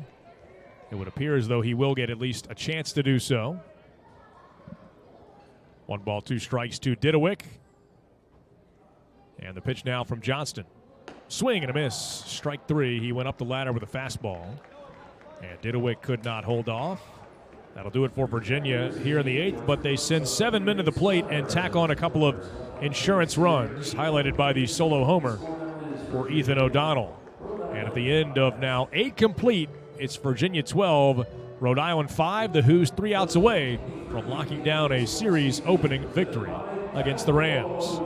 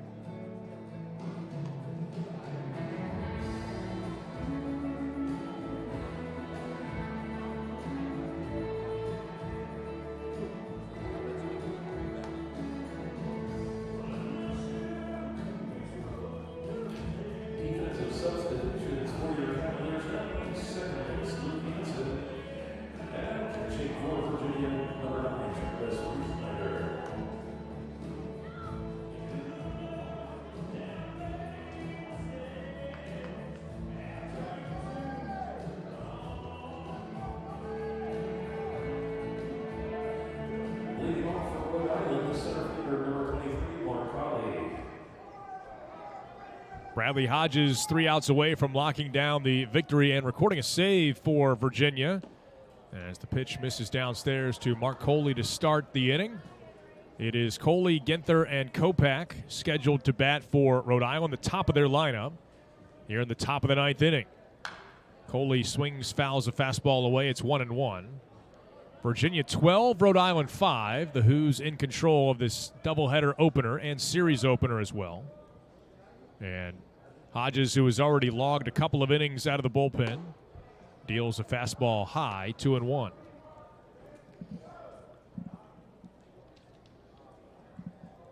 Nick Parker for 4 2/3. Chase Hungate for an inning and a third.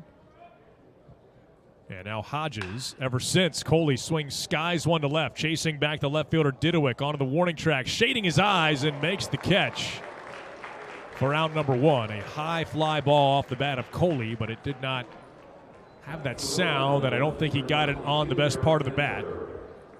Really didn't carry for him, and there's one away.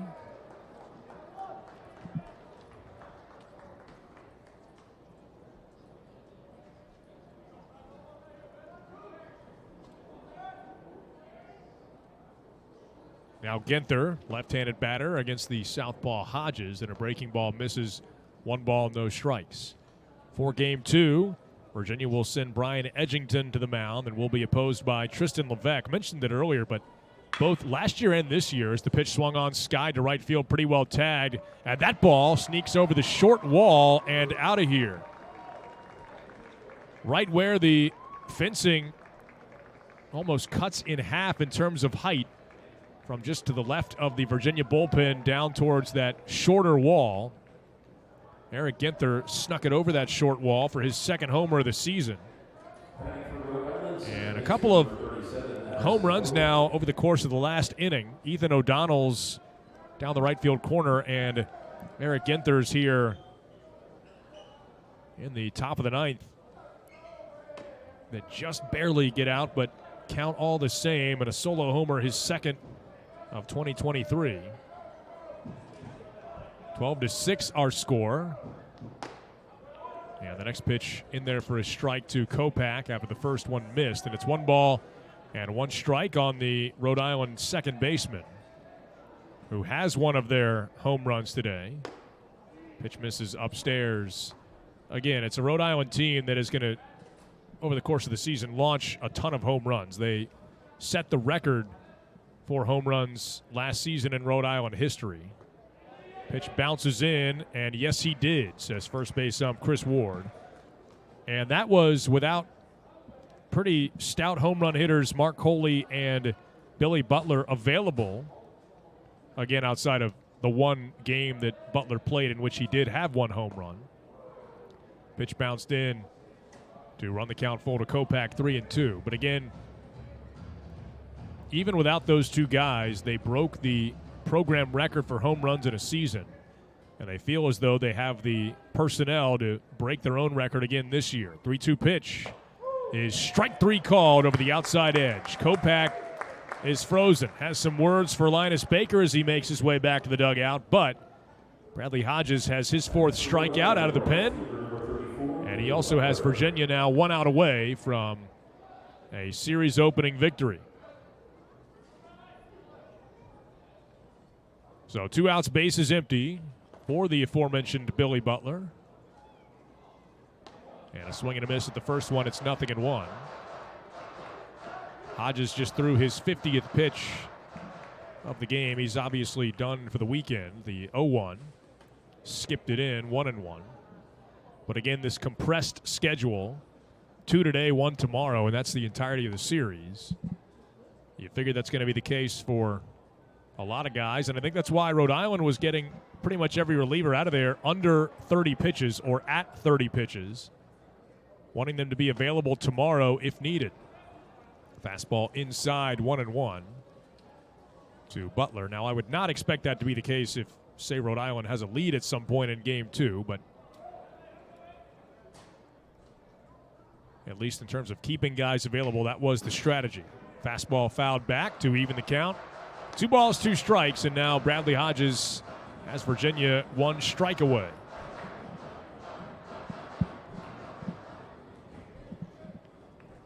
Left-hander looking to lock down what would be his first career save. The 2-2 pitch, a little bit high with a fastball. 3 balls, 2 strikes to Billy Butler. In this 11th all-time matchup, Virginia looking to improve to 11-0 all-time against Rhode Island. Now the left-hander's payoff pitch, swung on, grounded towards third. Handled by Geloff, looks at the baseball, throws high to first, and Anderson is going to be able to get a tag down on Butler, and that is going to do it, unless Rhode Island has a protest. But that will do it. Virginia will hang on for a 12-6 win. And no, I beg your pardon. I thought Rafael Serrato might say, I'm good without an appeal. Anderson swiped a tag down. I can tell you from this vantage point, he did not get a tag on the oncoming base runner. And I think he knows it too. But a high throw from Geloff. Anderson doing his best to help him out. And it almost looked like for a minute that Rafael Serrato might say almost equivalent of, stopping fouling in basketball, right? Just, we're going to call off the dogs here. But Instead, he ultimately does decide to ask for a video review, and if there is an angle that would show what I was able to see from the broadcast perch, Anderson did not tag the base runner. I'd say the first angle they just showed inconclusive, and if that's the only angle available, maybe the call would stand. But there was... Okay, they apparently did have a look because, again, from here, there was some obvious separation between Anderson's glove and the base runner. And I think from the dugout, Coach Serrato could see the same. So it is an E5. And Virginia's first error of the game. Now Anthony DiPino. I'll tell you, no one was more hopeful for inconclusive video review than Jake Geloff, but he is saddled with an error there, and the game continues. So DiPino now, and the 1-0 pitch, swung on and skied, and this should do it.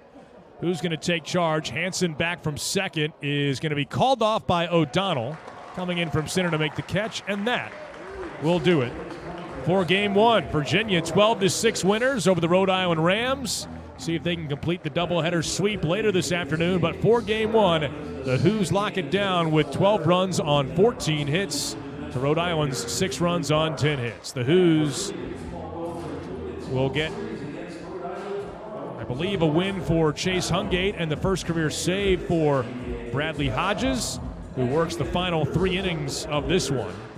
Again, 12 runs, 14 hits, 1 error for Virginia. 6 runs, 10 hits, 2 errors for Rhode Island. And this should set up a Game 2 start time of approximately 4 p.m. That is not official, but I would expect that Game 2...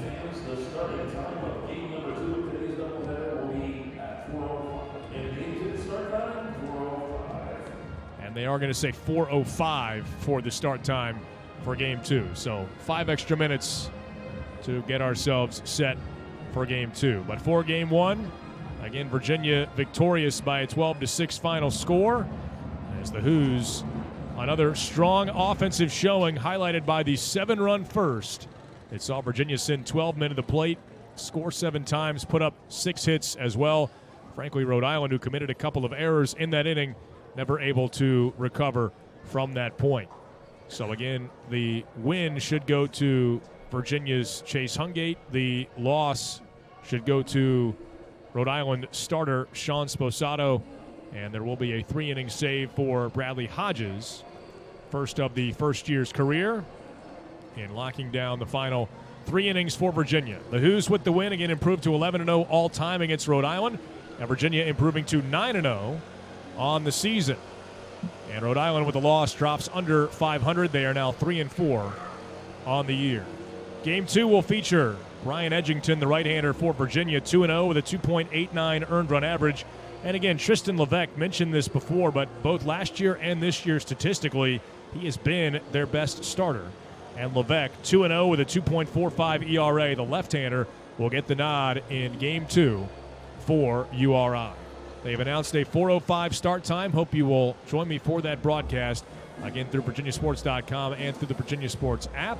But until that time, that'll do it for our broadcast here of Game 1. For everybody who helped make it possible, I'm Channing Poole saying I hope you enjoyed the broadcast, and I know you enjoyed the result. One final time, our final score from Davenport Field at Disharoon Park, it was Virginia 12, Rhode Island 6. Until Game 2, about 45 minutes from now. We'll see you right back here, same place at 4:05 for Game 2 of the series and the doubleheader.